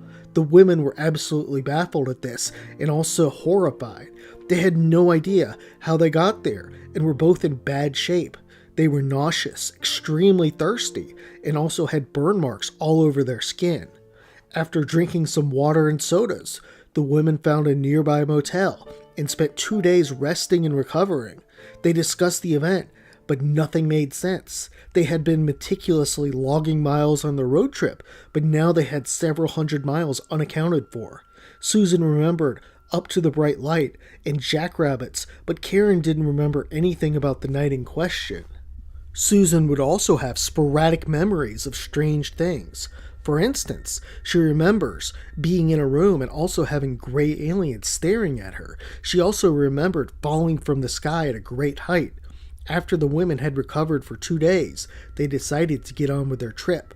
The rest of the trip was enjoyable for the women as they took in some sights and eventually delivered the car to North Carolina.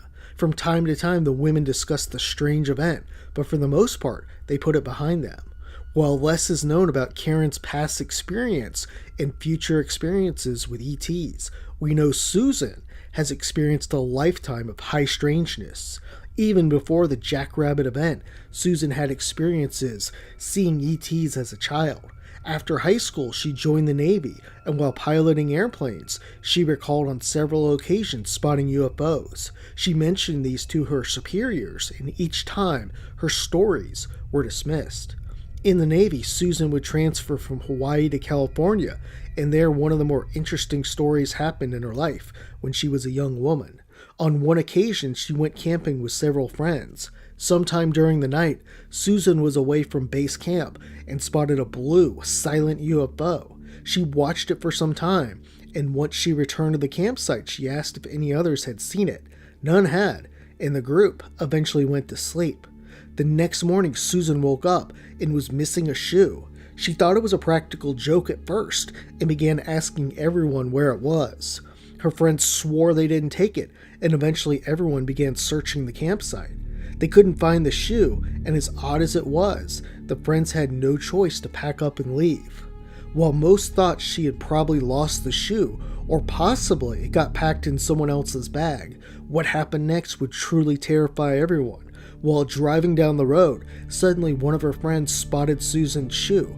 It was on a rock cliff, pretty high in the air. The scene was unbelievable. The shoe was a mile away from where the group had camped. Even more bizarre, it was pretty high up there, and Susan's friends had to climb up and get it. Susan would recall it looked like it had been dropped from above. Susan also had a Bigfoot encounter as well, too. Years after the Jackrabbit Incident, Susan and some others went camping. One night, Susan woke up to a horrifying smell. She was in her tent, and she saw a massive palm push down it, eventually touching her hand. She screamed, waking others, but the creature took off. Susan is adamant the beast was bipedal and not a bear. It's important to note here, Susan was an experienced camper and familiar with the local wildlife too. Unfortunately, no one else in her camp spotted the Bigfoot, although others did smell the beast. The horrible odor from Sasquatch is reported quite often in Bigfoot sightings, and there's been numerous cases of Bigfoots being spotted on UFOs as well. In the years that followed the Jackrabbit Incident, life got busy for Susan. She got married, had kids, and for the most part moved on with her life. However, the incident in 1978 would stick with her. Eventually, once her kids were grown, Susan decided to investigate her experience.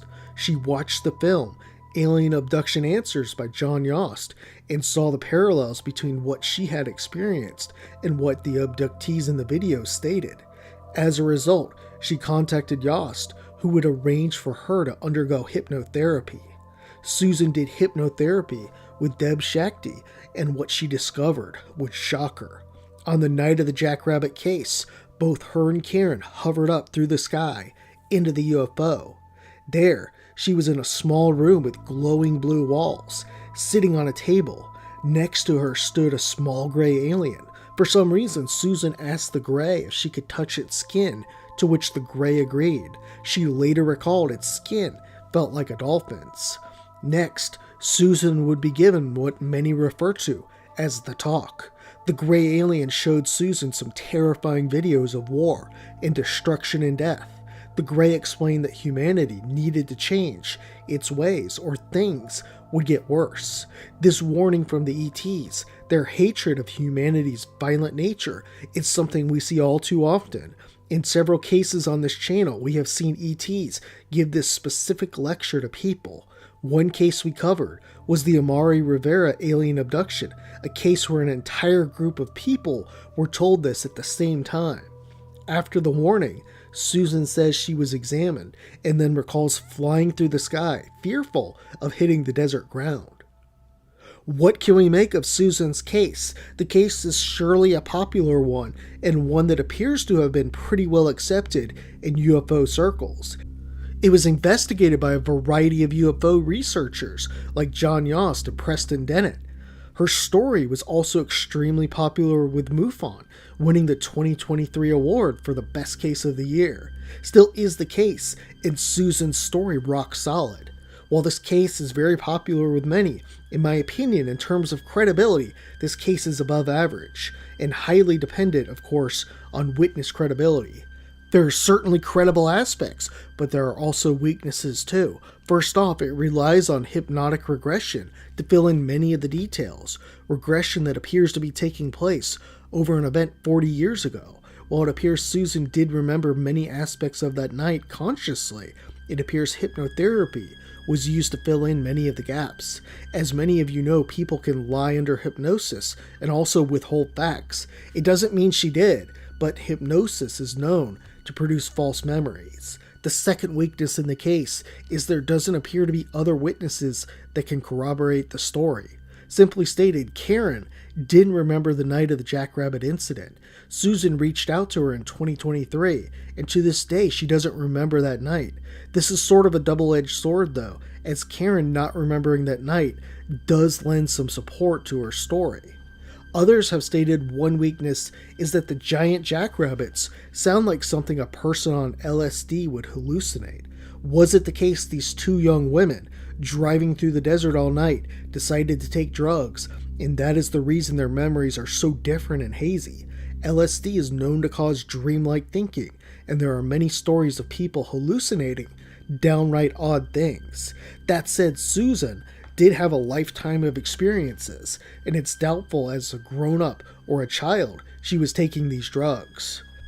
I also have to point out Susan's shoe story. The story is surely bizarre, but it seems more likely than not an animal might have taken her shoe.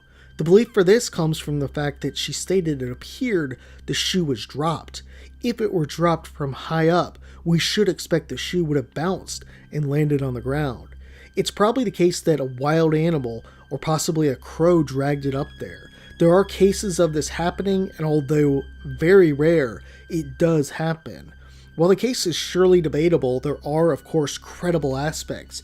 The first is Susan's story is very typical of what we see with highway abductions. They were on a dark, desolate highway with no one around for miles. The event also happened in 1978, a year with many alien abductions. The bright white light and also the lost memories are characteristics we see time and time again. In addition, the odometer is another unexplainable part of this story, albeit Susan has no way to prove it. In general, the Jackrabbit Incident appears to come down to Susan and whether or not she is lying. Based on that, Susan appears to be a pretty credible witness, and while this case might not be the smoking gun the UFO community wants, it is certainly one that deserves attention, investigation, and respect. In the fall of 1977, a British family would have a bizarre and terrifying close encounter of the fourth kind. This case features many elements we see in other types of alien abductions, except it features some type of terrifying entity that the family witnessed. In addition to this, several of the family members' memories of the event seem to have returned bit by bit over the years, eventually leading to a pretty complete picture of what happened that night. In this episode, we will examine this credible alien abduction, an incident that has come to be known as the 1977 Walker family abduction. Sometime in September 1977, the Walker family left a relative's home in Yeovil, England, and began heading home to their house in Chard. It was around 9:30 p.m., and Mr. Walker was driving, with Kate riding shotgun and their two sons Jeff and Tony in the back seat. After a few minutes on the road, the family began approaching a remote area known as Wind Whistle Hill. The family began driving up the hill, and then suddenly Kate would see the object and shriek. It was a bright orange cigar-shaped UFO surrounded by some type of mist or cloud. The rest of the family would quickly spot it too. The initial reaction was more of confusion. Mr. Walker pointed out there was a power station right under it, and maybe it had to do with that. But him and Kate quickly reasoned that didn't make sense. The car kept approaching the object, which was around 1,000 feet in the air, and according to Kate's estimates, 200 to 300 feet in length. Kate then glanced over at a nearby hotel, and oddly, all the lights were out. This was very strange, and seemingly the craft had somehow killed the power in the building. At this time, the family was now underneath the object. Kate looked at her watch and was stunned to see that the time all of a sudden was 10:10. Kate, terrified, screamed at her husband to gun it, and the family sped away. Soon the Walkers arrived home, and as Kate entered the home, she would happen to glance over at the clock. It was now 10:50 p.m. To recap, the family left at around 9:30 to drive home. Normally this drive takes about 15 minutes, but on this occasion, it took at least an hour and 15 minutes. The family seemed to remember bits and pieces of what happened that night, but for the most part, the memories were hazy. Several days later, they would once again visit their family, following the same route. Once again, a strange incident would happen on their return trip home. As they began approaching the hill once more, from a distance, the family would spot a person lying down on the road and someone standing over them. As they got closer and closer, they would soon realize that the person couldn't be human.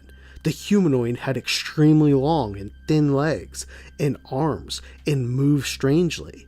As such, in a matter of moments, Kate's husband went from a slow approach with the family, ready to help, to putting the pedal to the metal and speeding away.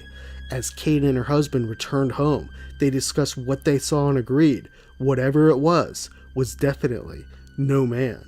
For decades, the family would seemingly have no abnormal experiences. Kate and her husband would divorce, and she would remarry. Then in the mid-1990s, Kate's sons would visit her, and the three talked about what happened on that bizarre night. Jeff, the older brother, would seem to provide the most valuable information in terms of filling in the gaps. More specifically, he recalled his mom yelling at his dad to speed away. However, that didn't happen. The car stalled, and the engine died out completely. Jeff's dad kept trying to start the car, but to no avail. What happened next was incredibly bizarre. Jeff recalled time seemed to slow, and voices sounded like they were in slow motion. Even stranger, Jeff recalled his mom wasn't in the car at this point. He looked to the left and saw his brother Tony, who was staring at the window. As he looked back at his dad, he was pointing behind Jeff and looked completely terrified. Tony would begin to signal something was out there too. A bright white light shined in the car, and a frightened Jeff slid down in an attempt to hide. At this point, he glanced to his left, and Tony was now gone. His concept of time was pretty much gone, and he noticed a tall, lanky figure approach the side of the car near the passenger door. He could see the face, which looked somewhat human, but he knew it was not. The humanoid began bending over and looking in the car. It looked at him, and Jeff somehow knew it was his turn to go up. All four of the family would be taken. The next memory for Jeff was driving down the road and spotting a cyclist's headlight.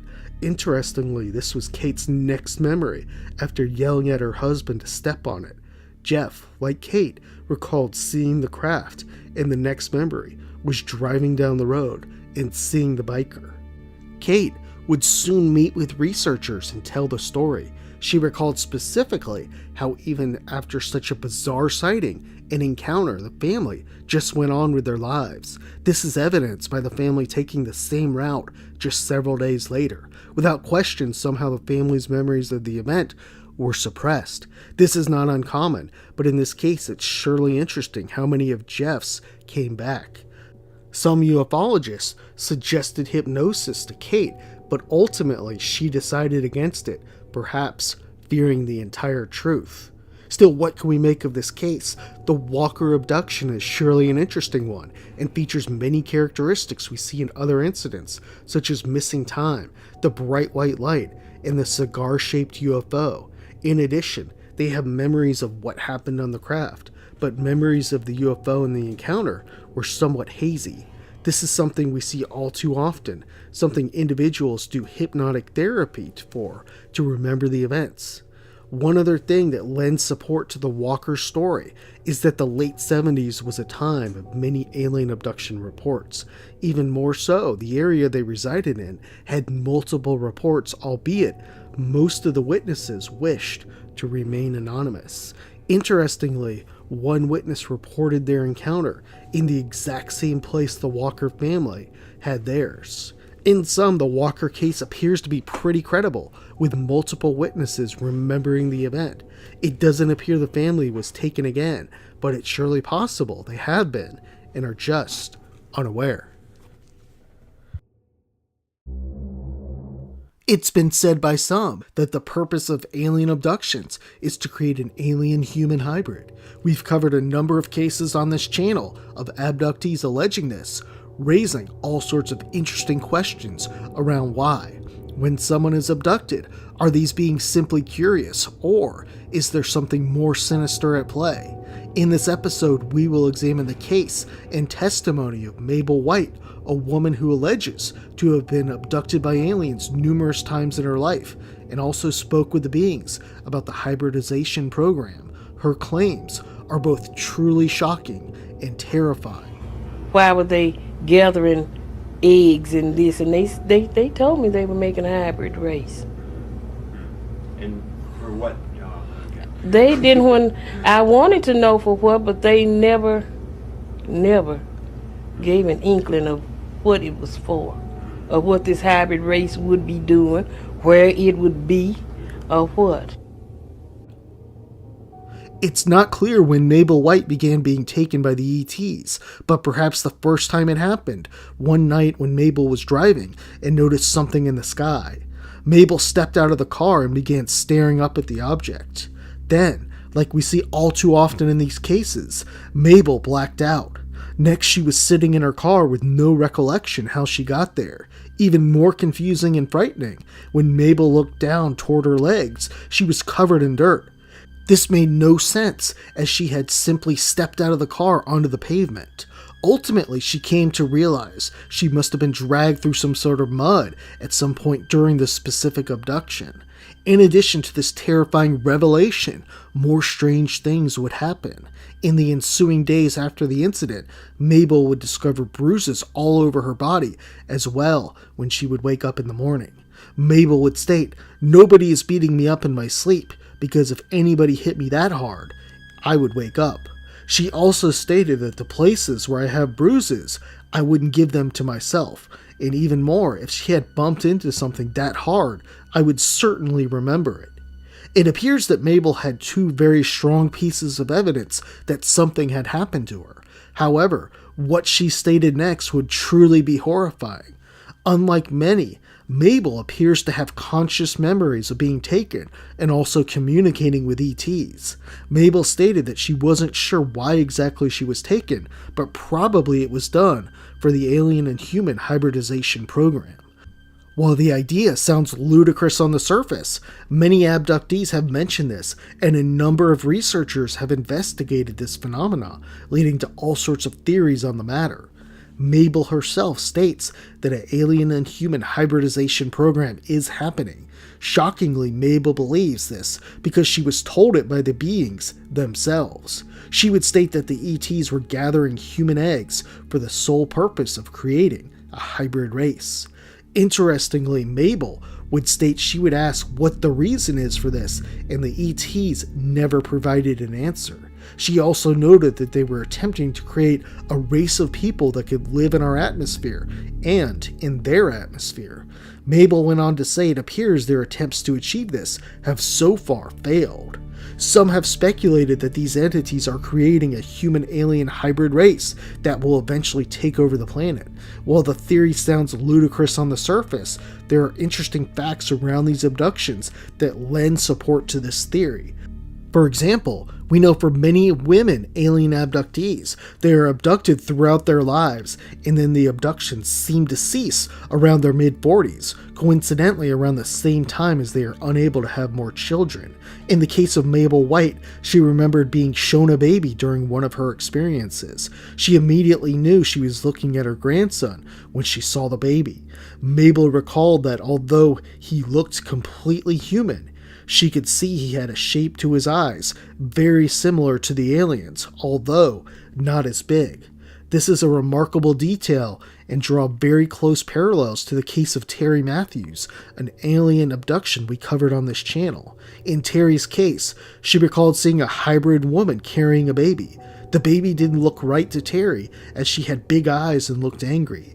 Terry would go on to say that the woman was holding a baby and put it in her arms, telling her that it was hers. Terry didn't believe them, as this baby was different. First, it looked very frail, and its skin didn't match that of a human baby, appearing pink with shades of gray. Also, its eyes were much bigger than a usual human baby, similar to the woman's. Terry would also describe the baby's eyes as wise, as the baby appeared to be cognizant as to what was going on, unlike a human baby at that age. Terry also noted it didn't behave like a human baby, as it didn't curl up to be held. It's important to note here that Terry had children and was familiar with caring for an infant. One final thing Terry noted was that when they pulled the baby away, Terry was overwhelmed with loss, and as a mother, she knew that baby was hers. As we can see, both Terry and Mabel pointed out remarkable similar details around the babies, with the eyes not being right. Some cases are even weirder though. In some strange cases, beings are said to clone human beings. One case we covered on this channel was the alien abduction of Xavier Clares, an incident where a man met his clone and even alleged that his clone had been posing as him around town. Coming back to Mabel and her experiences, when Mabel was speaking with the beings about the baby, she asked if she could take the child with her, but was informed that this was not possible because it would not be able to live in this atmosphere. Many have speculated that abductions are beings attempting to create some sort of human-alien hybrid, a species capable of surviving on planet Earth. Some believe they are already here, and others think that these beings intend to infiltrate humanity and eventually take over. Mabel doesn't think they intend to take over the planet, though, as she mentioned in her interview that in her opinion, if they wanted to, they could, and easily. It appears, though, Mabel contradicted herself somewhat, though, as later in her interview, she stated that the beings want our bodies so that they could control them. Mabel also added in her interview that abductions and ET encounters ran in her family. She recalled stories from her grandmother where she would sit on the porch and on more than one occasion spot lights up in the sky over the oil wells. Down below, when the lights were there, little children dressed in white ran around. Her and Mabel's grandfather sometimes attempted to move and get a closer look. However, when they did try and sneak up on these children in order to find out just who they were, they always disappeared into thin air. Intergenerational alien encounters and abductions is certainly nothing new and actually fairly common. If someone is abducted, then there is a good chance a sibling, parent, or another relative was taken as well. That said, what is the purpose of abductions in the hybridization program? It's surely not clear, and perhaps these beings are just curious. Others state this is simply not the case. Some researchers, like David Jacobs and John Mack, who investigated alien abductions, believe the beings' intentions are much more nefarious, and that the beings plan to discreetly take over the planet. Horrifyingly, on the surface, this makes sense to do for so many reasons. Even if the beings were able to easily defeat humans in a War of Worlds type scenario, why go through the trouble if you can simply implant your species undetected, allow them to multiply, and wait for real humans to die off? While this could be happening, there's still no solid evidence that this is. The beings might just be creating hybrids to populate another planet as well. Coming back to Mabel's case, was this a credible one? Mabel's case features many of the hallmarks we see in other alien abduction stories, but like many others, it comes down to witness credibility. If what she is saying is true, it certainly seems like Mabel was abducted and has been through some strange experiences. In researching this case, there were many videos on the subject, but no source materials. This doesn't mean Mabel's story is not true, but there are many questions I couldn't find answers for. For instance, did she ever go under hypnosis? At what age approximately did the abduction start? Was she a child, teenager, or an adult? Were her conscious memories actually memories recovered by hypnosis? What ufologist or organization investigated this case? There clearly might be answers to these questions, but without them, it's tough to determine the credibility of the case. If these are true events, it appears Mabel has made peace with her situation. She isn't frightened anymore and knows there is nothing that she can do around these beings taking her. In late 1977 in Ahrens, Brazil, one of the strangest and frightening events in the history of ufology occurred. This case is truly unique in that UFOs and beings attack citizens for months on end. A series of attacks like this were never seen at the time and have never been seen since. Things got to be terrible in this small town, prompting the military to arrive and women and children to have to vacate. Several years ago, we covered this case on the Street of Silence, but with low views, we decided it was time to retell this story along with case connections and theories. In this episode, we will cover an event that has come to be known as Operation Saucer. While there doesn't appear to be a definitive start date when UFO sightings and alien encounters started, it appears that sometime in the middle of 1977, citizens of Ahrens, Brazil, and the surrounding area began to see strange objects in the sky, along with ETs. These visits weren't what we typically see in UFO sightings. Unlike other UFO sightings, this case is unique in that not only were there mass witnesses, but many of these witnesses were said to be attacked by the UFOs. Even more bizarre, they were shot by something that resembled laser beams. While it feels like something out of a bad science fiction movie or perhaps a video game, these events were very real. According to the Brazilian newspaper O Liberal, it was reported that a variety of sizes and shapes flew over the Baía de Marajo region at low altitudes, around 30 to 50 feet in the air, and fired strange light beams at the public.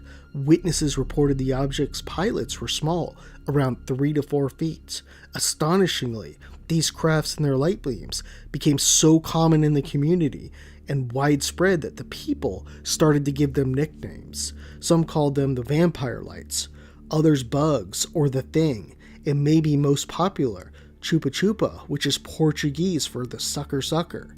Conditions deteriorated and would become more dangerous, prompting women and children to flee the area, while men stayed behind to watch over their homes.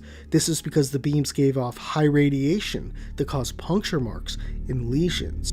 Some victims reported to local media that it felt like a heavy weight pushed against their chest. The beam was described about 7 or 8 centimeters in diameter and white in color. It is said the beams never hunted for them, but just hit them suddenly. As the witnesses were hit by the beams, they were paralyzed. They tried to scream, but no sound came out. Their eyes were open, and they felt the intense heat on their skin, like a cigarette burn.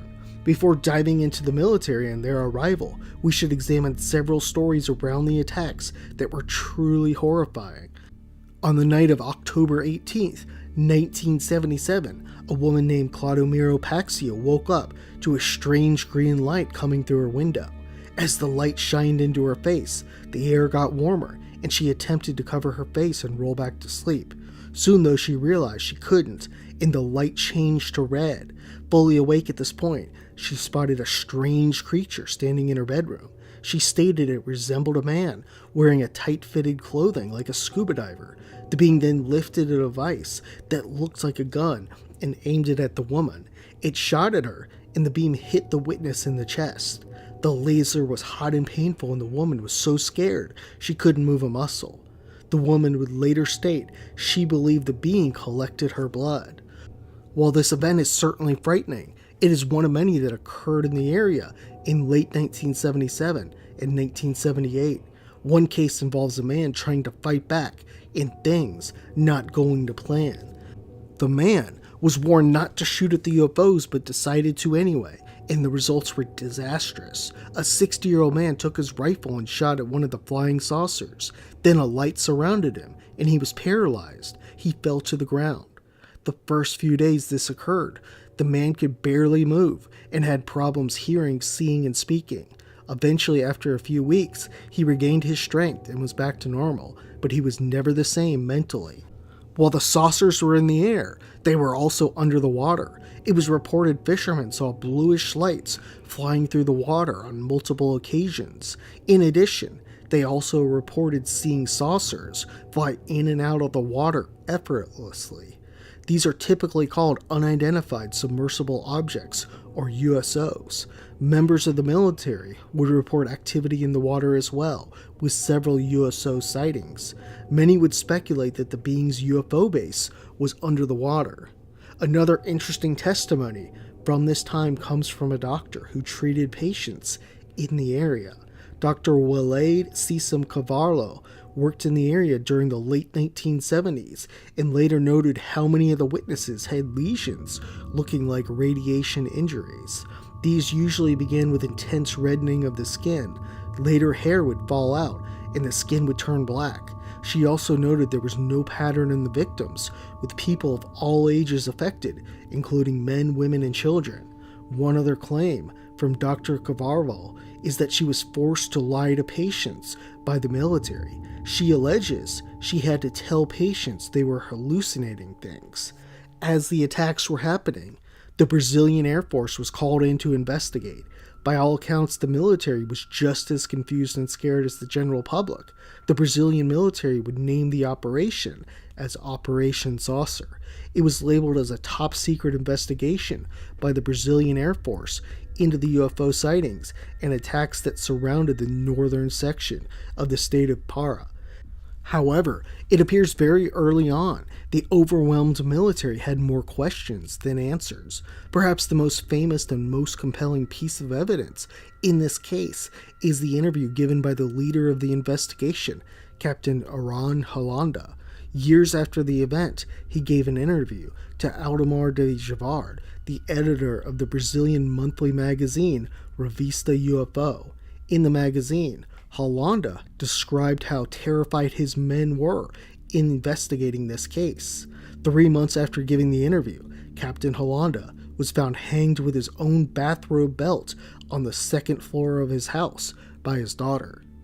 More evidence is found in a fascinating book, Extraterrestrial Vampires of the Amazon, by ufologist Daniel Geese.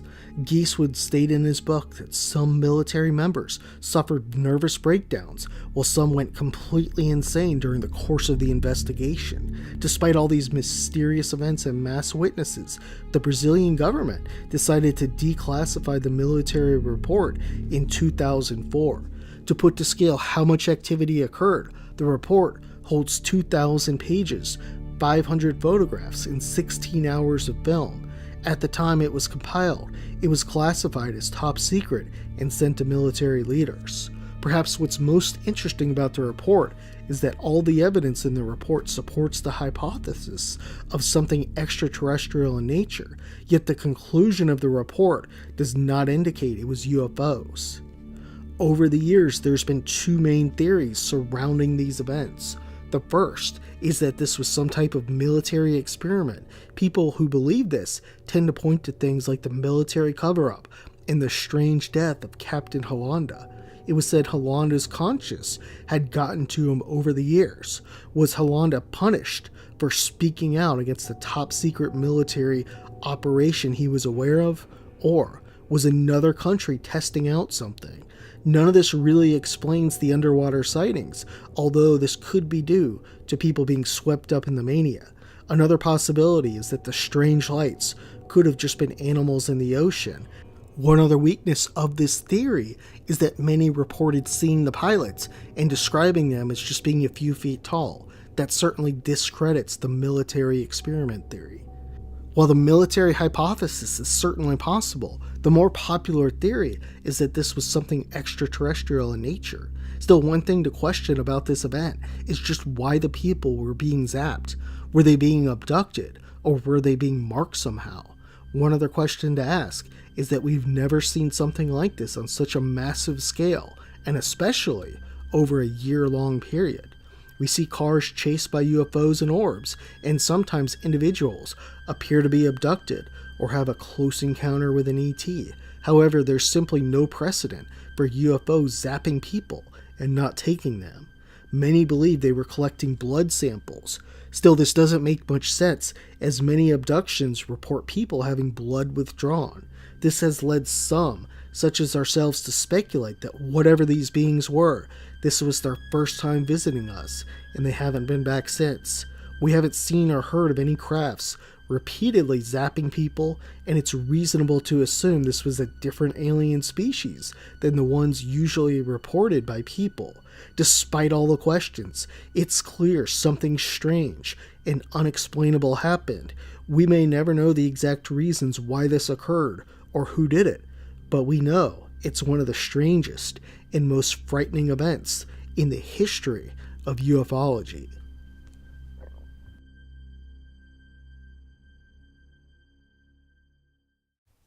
On July 23, 2012, a Pennsylvania man finished work and started to head over to a friend's home.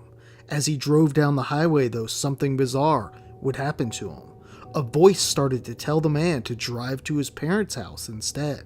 The man, who used the pseudonym of Derek Green, tried to fight off the voices, but eventually caved and drove toward his parents. This decision would change this young man's life forever. This case features many classic features that we see in alien abduction cases, yet there are also some new and weird elements. In this episode, we will cover this close encounter of the fourth kind, an incident that is now known as the Derek Green alien abduction. Since the abductee in this case chose to use a pseudonym, there's not much background info we can gather around the witness. Still, we can surmise several things. The man appears to be able-bodied, probably in his 20s or 30s, and also broke his foot several months earlier. While the man believed he was about to have a nice evening relaxing with friends, it would be anything but. On the evening of July 23, 2012, while driving, Derek Green felt what he described as a sensation of warmth in his head and began receiving strange messages telling him to go to his parents' home. As mentioned, he tried to fight it, but just couldn't. It's important to point out here that Derek's parents did not live close by. Once Derek began heading toward his parents, he wouldn't arrive until 3:30 in the morning. We can guess that Derek probably got off work no later than 8 or 9 p.m., meaning his parents lived at least 6 hours away. As Derek arrived close to his parents' home, off in the distance he could see a light. He didn't think too much of the light, as he guessed it was just a porch light left on by his parents. As he drove closer though, the light suddenly cut off. This made no sense, as his parents surely weren't up at this hour. Confused and now a bit scared, Derek got out of the car. As soon as he did, he heard a strange sound. It sounded like metal hitting a rock. At the same time, he heard his parents' dogs barking. Derek thought something might be going on outside around the house and did a quick check, but saw nothing. At this time, he believed the dogs were barking because he was there, so he came in the house. Inside, his mom and stepdad were home and sleeping. It's not clear if Derek physically spotted them sleeping or just assumed they were based on home conditions, but this question will become important as the episode progresses. As such, it appears his parents would appear to sleep through the dogs barking in the events of the evening, and I will give my thoughts on what probably happened here later in the episode. As Derek entered the home and greeted the dogs, he expected the barking to end, but it didn't. The dogs were still barking like crazy, and something was definitely off. Derek then glanced over toward the living room window. Through the window, he could see some type of humanoid. He cautiously crept closer, and as he got to the window, he would spot something he would never forget. Outside, hovering just above the ground, were two humanoid beings. They were each inside a red, glowing and transparent orb hovering. Derek would describe the beings as gray aliens, around 3 to 4 feet tall. We can speculate here that Derek had probably witnessed the classic gray aliens so many have seen. While he watched, Derek remained as quiet as possible. He was pretty scared though. However, what he saw next would truly frighten him. Near the house, Derek noticed several dark figures that were much bigger than the grays and the orbs. These beings were around 6 feet tall, and it looked like they wanted to get inside the home. In addition to this, Derek would recall he heard what he described as blipping noises as they communicated with one another. As the beings circled the house, Derek became convinced that the beings were going to come inside and either attack him or take him. They had found an open window and appeared to be getting ready to climb in. Derek scanned the home for a weapon, but all he could find was the poker for the fireplace. Derek planned on running out and attacking the beings. As he opened the door and was getting ready to charge out though, something happened. He suddenly woke up on the ground with his useless weapon right next to him. Derek had no idea what had happened. Derek was injured and weak. Since he was closer to his car than home, he started to crawl toward it, eventually getting inside and locking the doors. He would compare the feeling he had as when you get out of surgery. Once he got in the car though, Derek would be stunned to see several things. First, the time was now 5:30 a.m. There were 2 hours of unaccounted time where he had no idea what had happened. The second startling thing Derek noticed was that his clothes were on backward.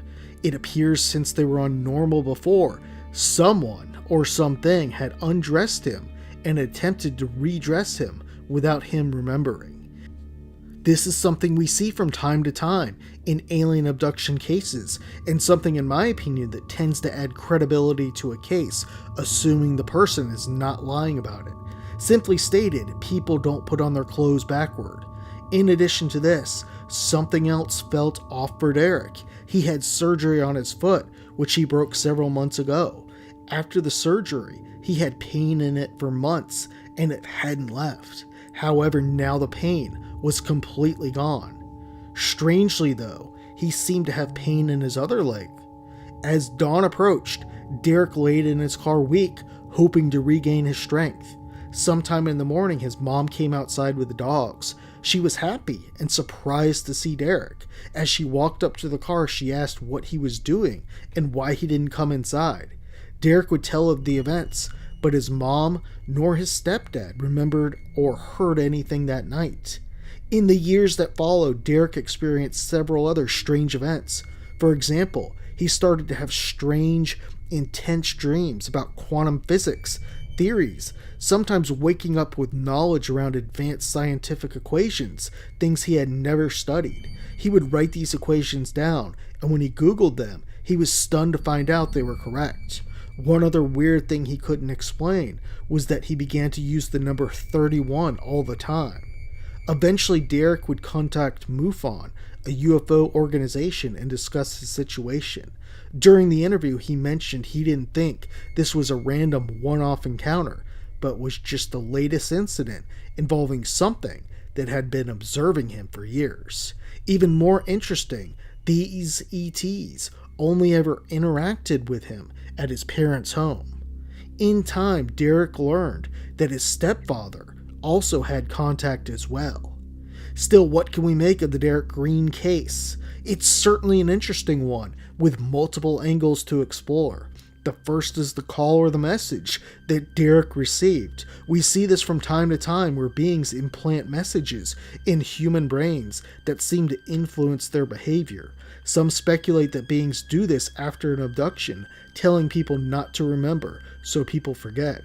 There are many cases of people remembering fragments of an abduction and then going under hypnosis to recall the full memory. While many question hypnotic therapy as a useful tool, there are stories in this channel where beings appeared to exercise mind control. Perhaps the best example is the bandwagon alien abduction. In that case, several band members were abducted by aliens. After they were returned and inside their van, they began to debate if they should tell people or not. The debate was heated and lasted for some time. At this time, the beings had planted a thought in their mind: forget this ever happened. One of the men, Tom, kept fighting it, and as the group got on the highway, something terrifying would happen. Tom would bring up the debate again and ask if they should report it, to which both men, who were just viciously debating the topic, replied, "Report what?" Eventually, Tom got home, attempted to write down the abduction, but couldn't overcome the mind control. Only years later, after hypnosis, would these thoughts come out. The second interesting thing about this case is the beings floating in the orbs. What exactly were these beings doing? It's my best guess these entities, who might not have been classic gray aliens, couldn't handle Earth's atmosphere for some reason, and the orbs were some sort of protective shield. Still, this is just a guess, and it goes against many things we know, such as all the witness accounts seeing small grays on Earth with no spacesuits. The third angle to explore is why he was called, and what exactly were the beings doing when they got there. It appears the ETs probably knew where he was the whole time, and simply brought him there to abduct him. It seems clear they called him, and that he was taken, but why there? Was there something special about this place? Perhaps these entities came from another dimension, and were not extraterrestrial in nature. The home might have been in a place where the veil between worlds was thin. The fourth angle to explore in this case was Derek's parents. Why didn't they wake up? In my opinion, it's probably the case the beings put them in some sort of trance, or somehow kept them asleep. We do see things like this from time to time. It could also be the case that they were taken too, and have no recollection of the events. It's important to point out that we don't know if Derek saw them sleeping or not. Still, with so much noise, we should expect that at least one of them would wake up. Is this case a credible one? In my opinion, yes, it's a fairly credible case. The first reason why is the witness chose a pseudonym for the story. It seems like if someone was going to create a story like this, then they would be seeking something like attention or money. The witness wanted to remain anonymous, and it appears in contacting MUFON, he was just searching for answers. The second thing that lends support is the clothes on backward. This is something we see from time to time, and if true, certainly lends credibility to the case. People just don't put on their clothes backwards. Two other things that lend support to the story are the missing time and the healed foot. The missing time could be explained by him maybe passing out outside. However, if that were the case, why would his clothes be on backward? Sometimes we do cover cases where people are abducted and parts of their body, even terminal illnesses, are healed. We see all sorts of strange events with these entities performing medical experiments. There are even cases of women being taken and discovering weeks later they are pregnant. In these cases, the women have alleged to not have intercourse. In some events, women allege that their babies in the womb are taken by the ETs, and they simply serve as some type of incubator. While the case of Derek Green isn't the most credible, it certainly seems more likely than not this happened, and hopefully this witness has been able to move on with his life.